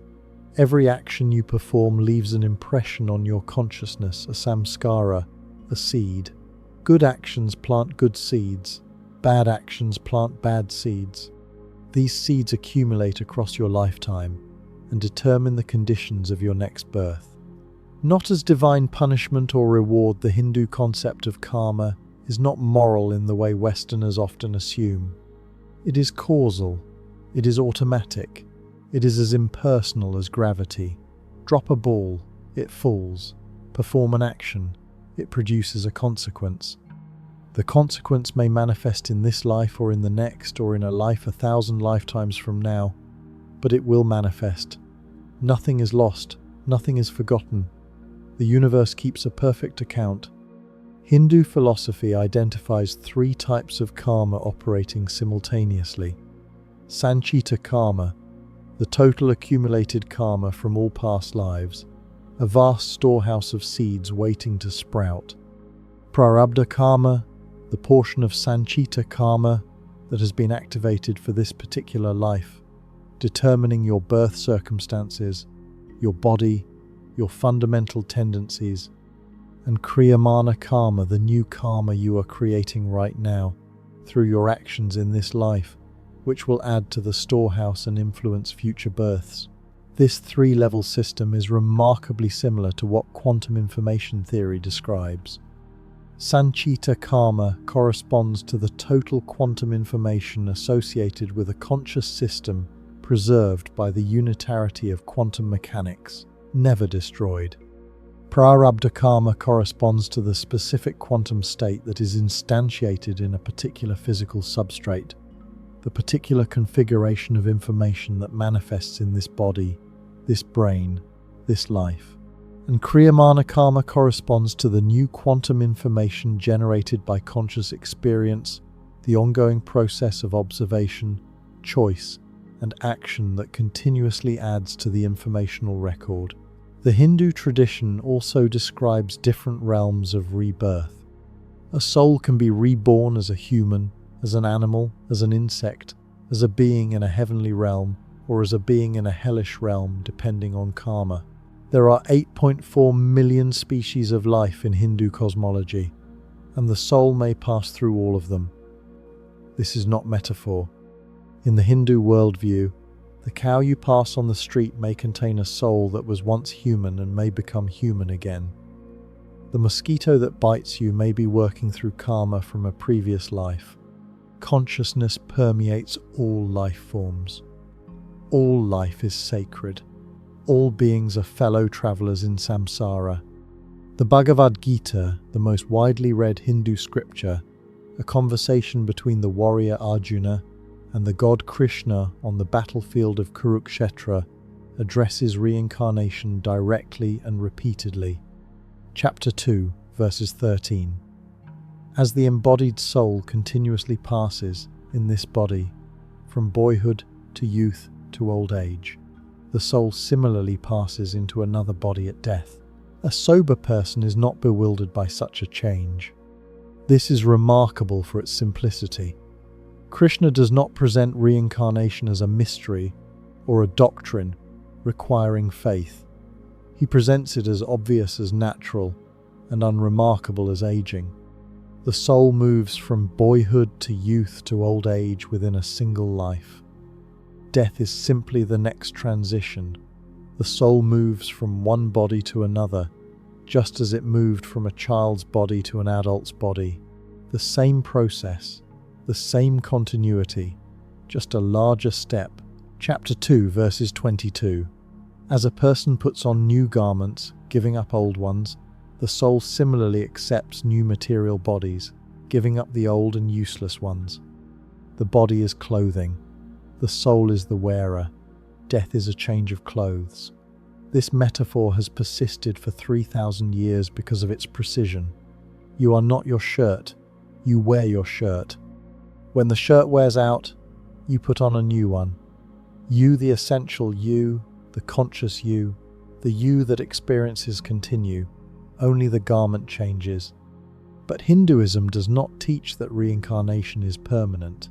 It is not an eternal cycle from which there is no escape. The ultimate goal of Hindu spiritual life is moksha, liberation from samsara.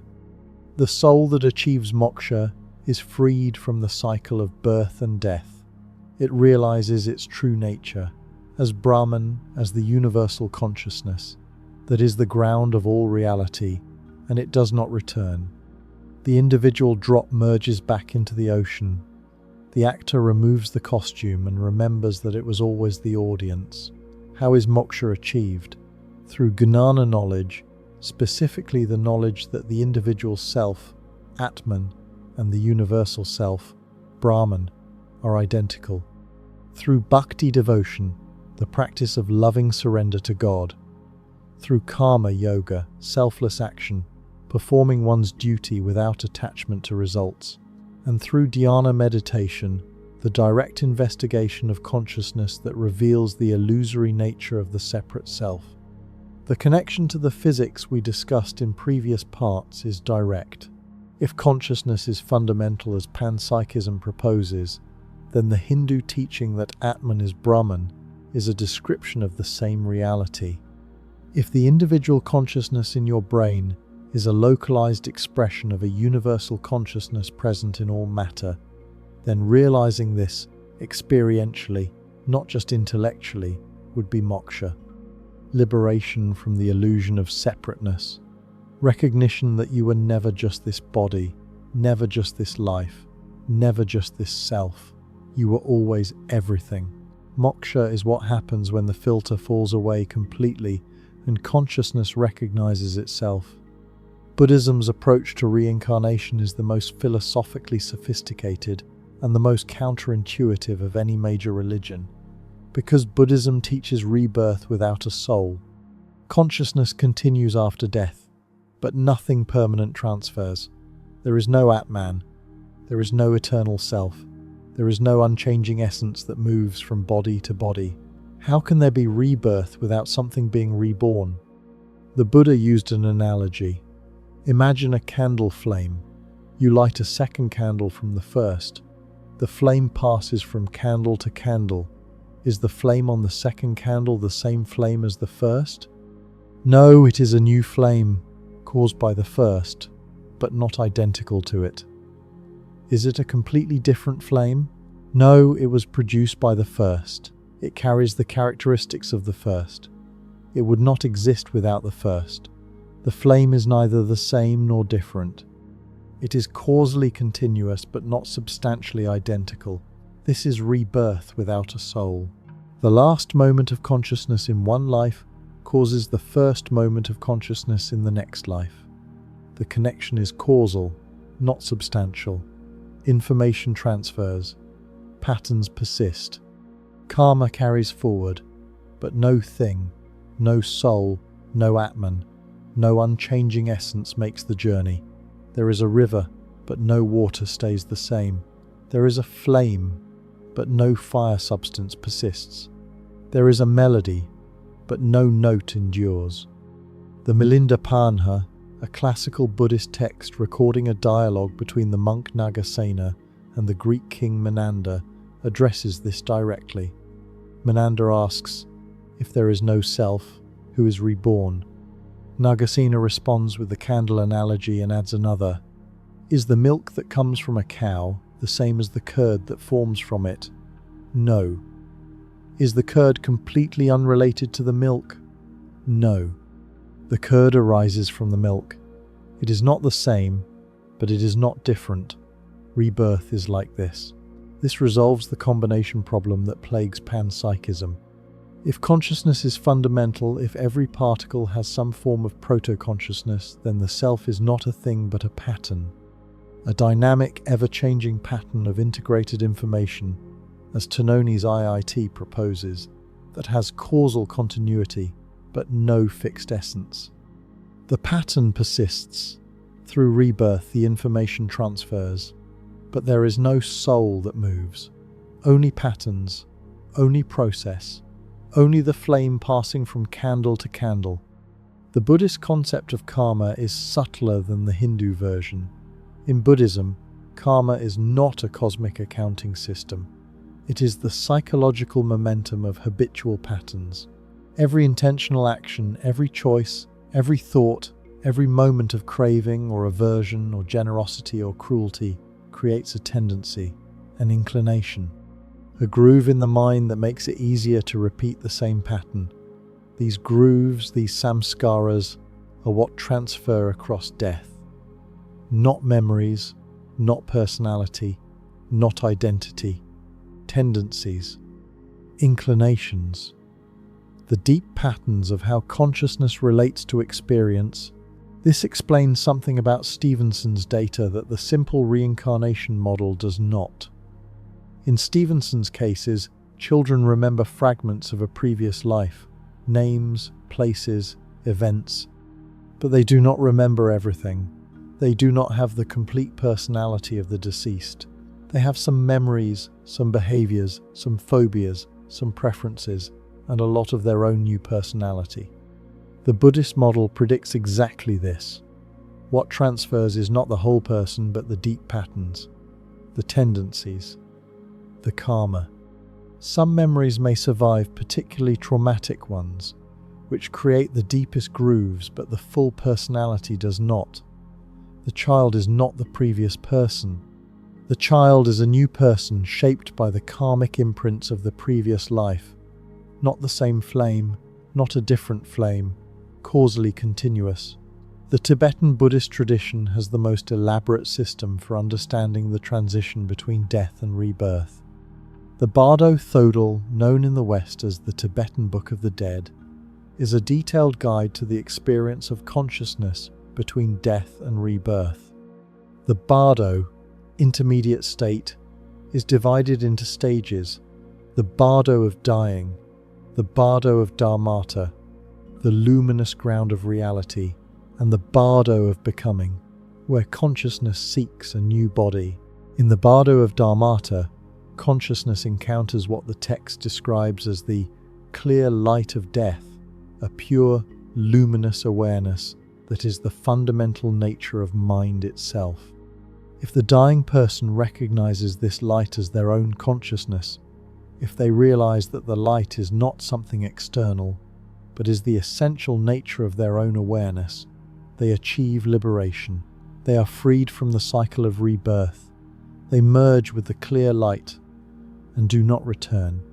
If they do not recognize the light, if fear, confusion, or habitual patterns cause them to recoil, they enter the Bardo of becoming. Here, consciousness is buffeted by karmic winds, by the forces of past actions, past desires, past aversions.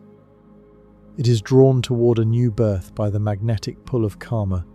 It sees couples in union and is drawn to a particular couple, drawn by karmic affinity, by the pattern of tendencies that will find their expression in that particular family, that particular body, that particular life. This description, written in the 8th century by the Buddhist master Padmasambhava, is eerily consistent with what Stevenson's research has found. Children who remember previous lives often report a period of awareness between death and rebirth. Some describe choosing their new parents.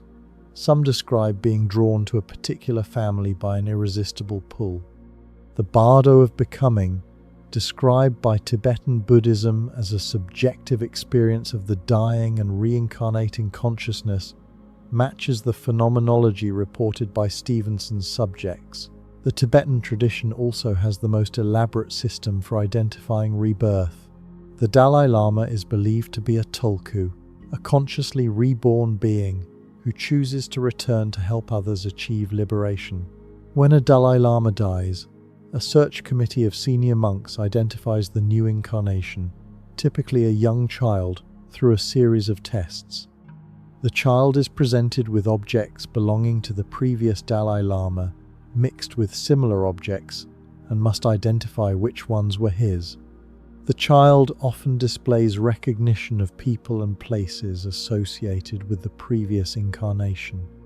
The current Dalai Lama, the 14th, was identified at age 2 when he correctly chose items belonging to the 13th Dalai Lama, including a drum and a walking stick. Islam's position on reincarnation is the most complex of the Abrahamic traditions because it contains both a clear, mainstream rejection and a significant minority acceptance. The mainstream Sunni position is unambiguous.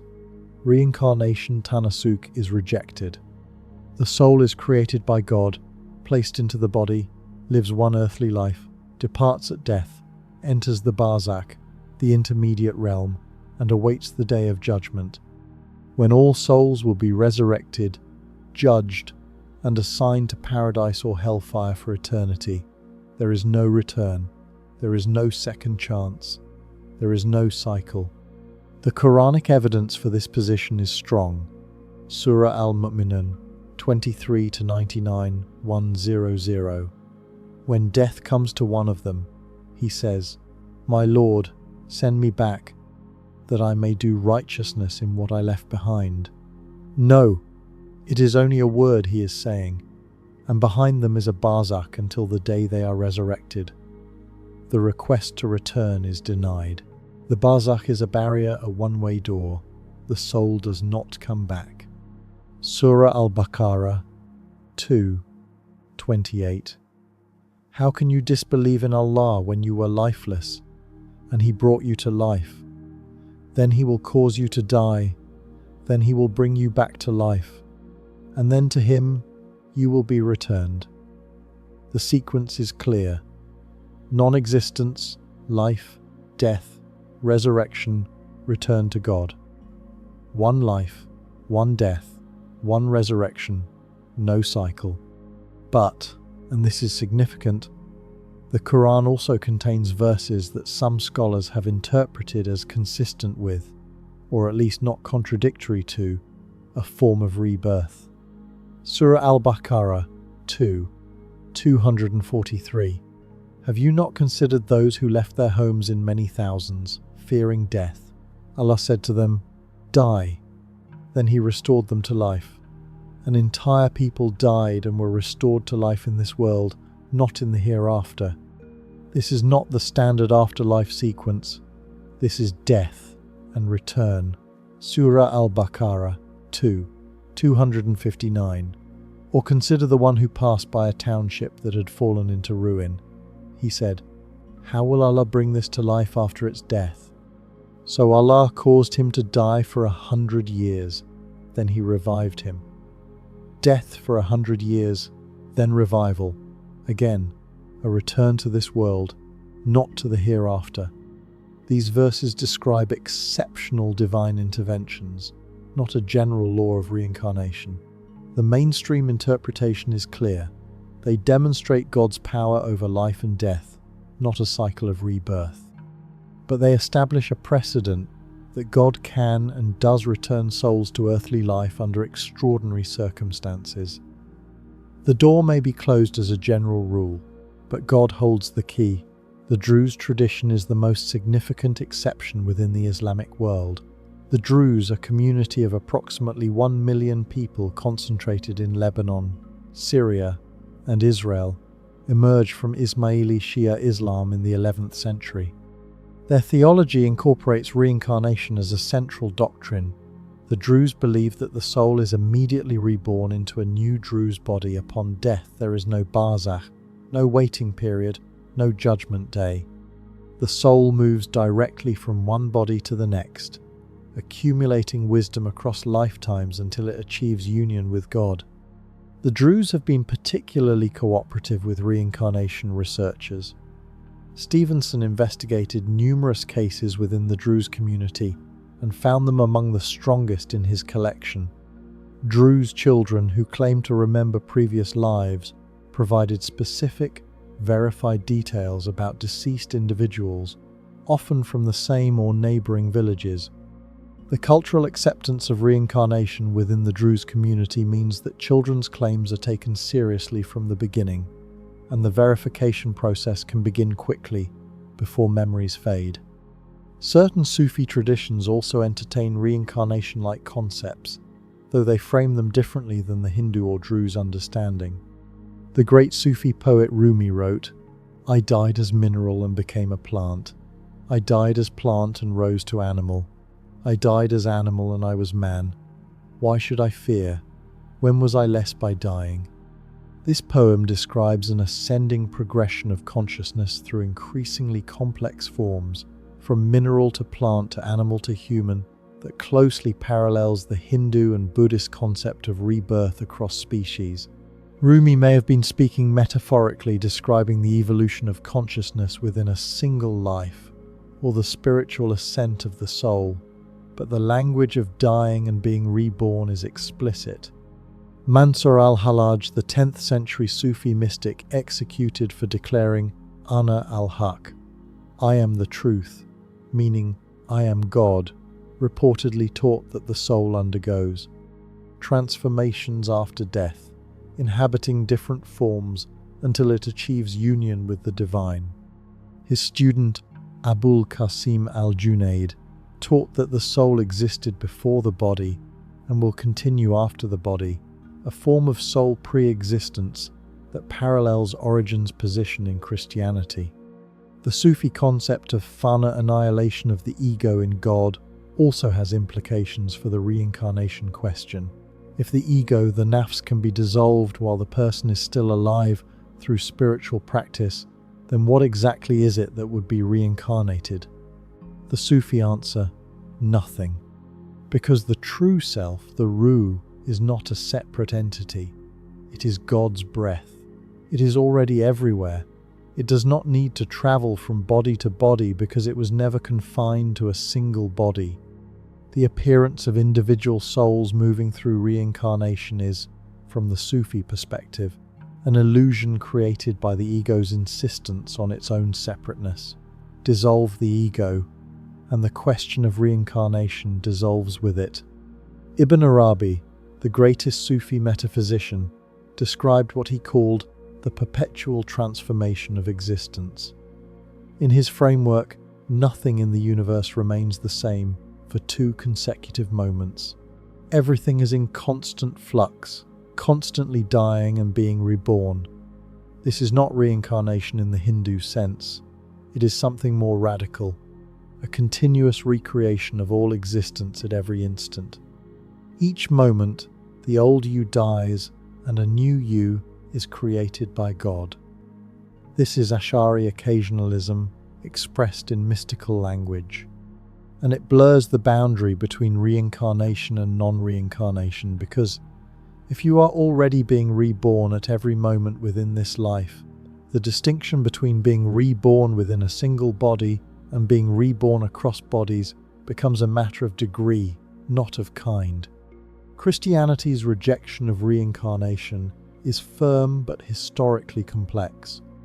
The mainstream position held by Catholic, Orthodox, and Protestant churches is that each human soul is created by God at conception or at ensoulment. The precise timing is debated. Lives one earthly life, dies, faces particular judgment, and awaits the general resurrection at the end of time. Hebrews 9:27. It is appointed for man to die once, and after that comes judgment. Once, not twice, not many times, once. The resurrection of the body, a physical resurrection, not just the survival of the soul, is central to Christian hope. The Nicene Creed affirms, "I look for the resurrection of the dead and the life of the world to come." The dead will be raised, the body will be transformed, the soul and body will be reunited. This is fundamentally incompatible with reincarnation, because in reincarnation, the soul takes a new body, while in resurrection, the soul receives its own body back, glorified and transformed. But there is an uncomfortable footnote. Origen of Alexandria, one of the most brilliant and influential theologians of the early church, writing in the 3rd century, taught what he called the pre-existence of souls. Origen believed that souls existed before their earthly lives, that they fell from a state of contemplation with God, and that they were placed into bodies as a form of education and redemption.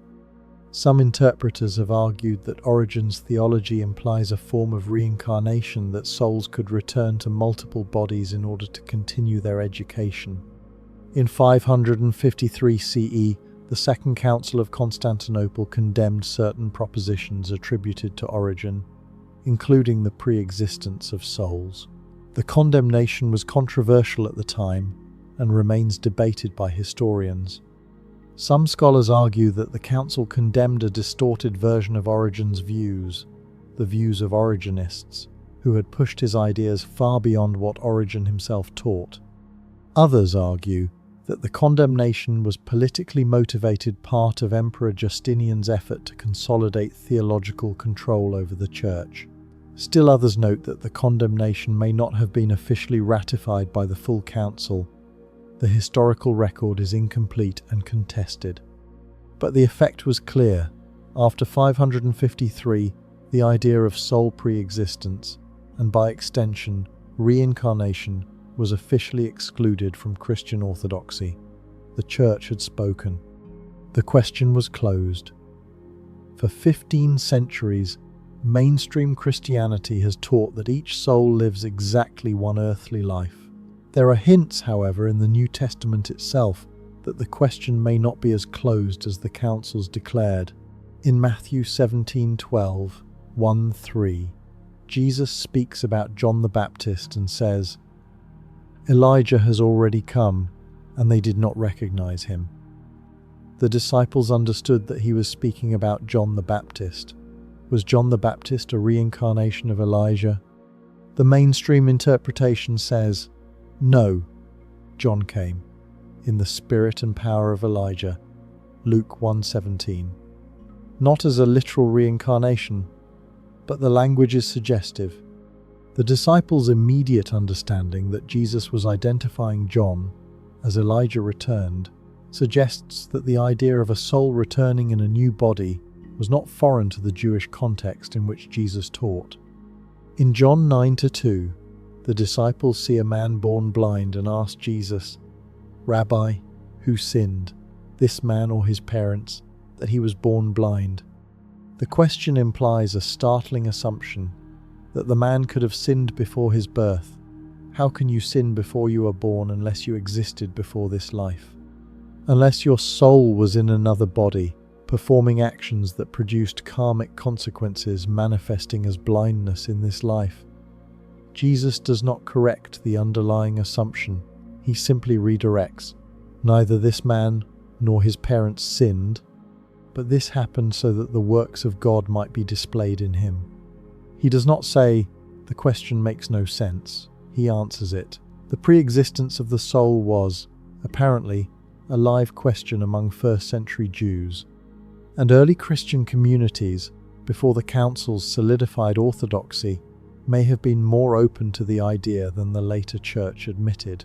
The Gnostic Gospels texts excluded from the New Testament canon contain explicit references to the transmigration of souls. The Pistis Sophia, a Gnostic text from the 3rd century, describes the soul's journey through multiple incarnations in elaborate detail. Judaism's position on reincarnation is perhaps the most surprising. The Hebrew Bible does not teach reincarnation. The mainstream rabbinic tradition, the Talmud, the Mishnah, does not endorse it. But the Kabbalah, the Jewish mystical tradition that flourished in medieval Spain and Palestine, teaches reincarnation explicitly and in detail. The concept is called Gilgul Neshamot, the rolling of souls. The Zohar, the central text of Kabbalah, attributed to the 2nd century Rabbi Shimon Bar Yochai, but likely written by Moses de Leon in 13th century Spain, describes the soul as undergoing multiple incarnations in order to fulfill the 613 commandments of the Torah. A soul that fails to fulfill certain commandments in one life returns in another life to complete the task. The process is not punishment, it is education. It is divine mercy, God, giving the soul additional opportunities to achieve its purpose. The 16th century Kabbalist Isaac Luria, the Ari, the Lion of Safed, developed the most elaborate system of Gilgul in Jewish history. Luria taught that every soul has a specific tikkun, a repair, a correction, a task that it must complete. If the tikkun is not completed in one life, the soul returns. Some souls return many times. Some return to help other souls achieve their tikkun. The righteous may choose to return out of compassion, descending back into the world of suffering, to guide others toward liberation. This concept of voluntary return for the sake of others is strikingly similar to the Buddhist bodhisattva ideal. Luria also taught that souls can be fragmented, that a single soul can be divided and incarnated in multiple bodies simultaneously. This is a radical claim, with no parallel in any other tradition. A single soul root, a neshama, can produce multiple soul sparks that inhabit different people at the same time. These people may feel an inexplicable connection to each other, a recognition, an affinity, a sense of having known each other before because they share the same soul root. Luria identified the soul roots of biblical figures and traced their Gilgulim across history, claiming, for example, that the soul of Cain was reincarnated in Jethro, and that the soul of Abel was reincarnated in Moses.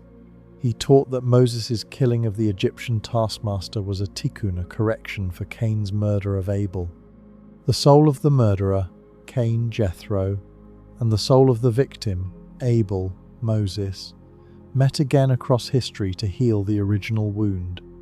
This created a vast, intricate web of soul connections spanning the entire history of the Jewish people, a cosmic drama in which every person is connected to every other person through soul roots that extend back to the beginning of creation. Today, Gilgul is widely accepted in Orthodox Jewish communities influenced by Kabbalah, including most Hasidic movements. The Lubavitcher Rebbe, one of the most influential Jewish leaders of the 20th century, spoke about Gilgul openly. It is not a marginal or esoteric belief within these communities. It is a standard part of the theological framework. Here is the honest assessment. The religions disagree profoundly, substantively, irreducibly on the question of reincarnation. Hinduism says the soul is eternal and reincarnation is the fundamental law of existence until liberation is achieved. Buddhism says there is no soul, but consciousness is reborn through causal continuity. Islam says the soul lives once, dies once, and waits in the barzakh except for the Druze and some Sufis who accept rebirth. Christianity says the soul lives once and is resurrected at the end of time, except that Origen may have disagreed, and the Gospel of Matthew contains suggestive language. Judaism says the Torah does not teach reincarnation, except that the Kabbalah, which much of Orthodox Judaism accepts, teaches it explicitly. The pattern is clear. Every tradition contains both a rejection and an acceptance of reincarnation. Every tradition has a mainstream position and a mystical dissent. The exoteric, the outer teaching, the doctrine for the masses tends to reject rebirth. The esoteric, the inner teaching, the wisdom of the mystics tends to accept it, or at least to leave the door open. This pattern itself is significant. Why would the mystical traditions, the Sufis, the Kabbalists, the Vedantines, the Zen masters converge on reincarnation when the mainstream traditions diverge? One possibility: the mystics are wrong.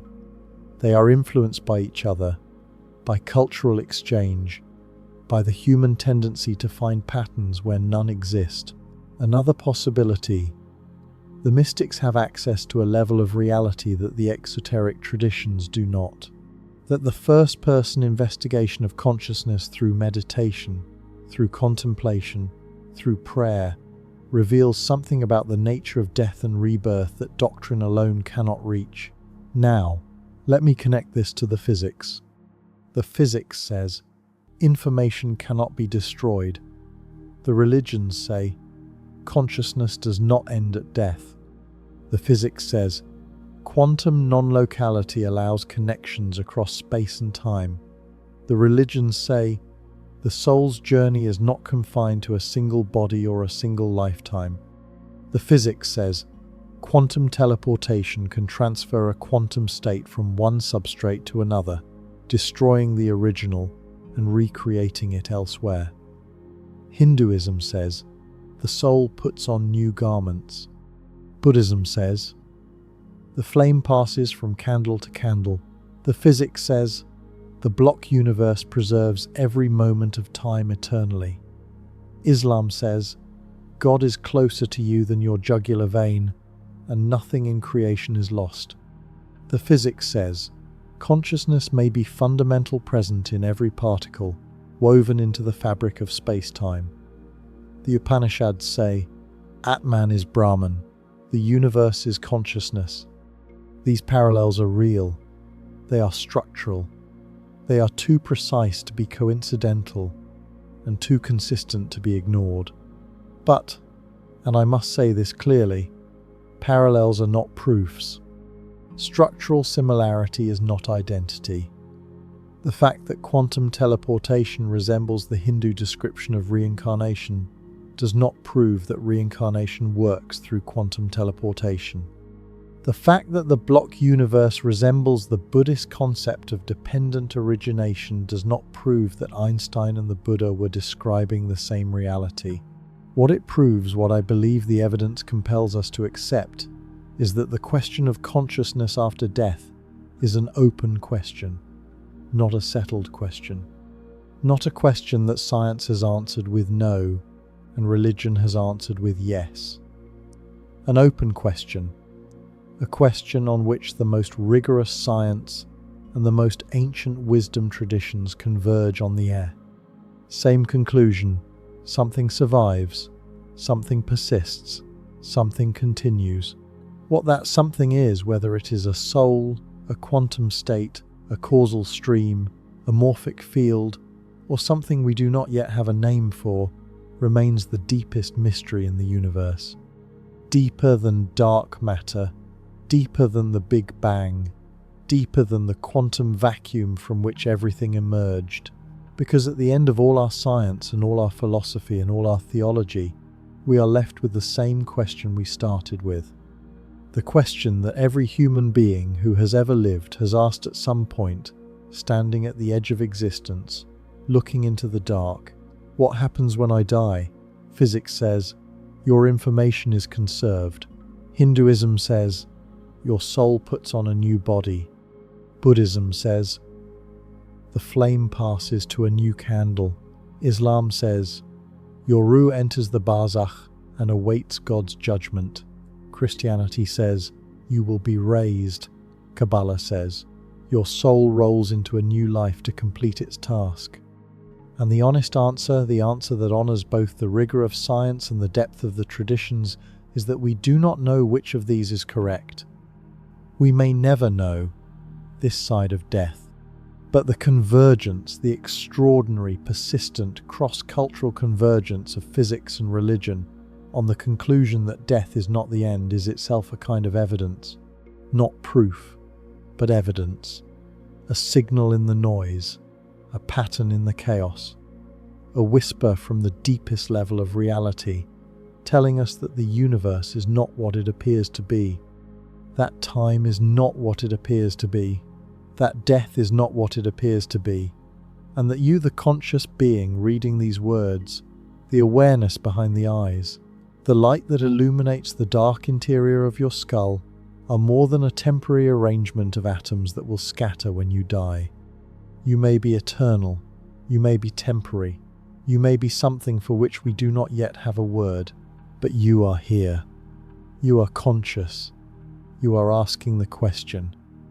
And the fact that the universe produced a being capable of asking, what happens when I die, may itself be the most important clue about the answer.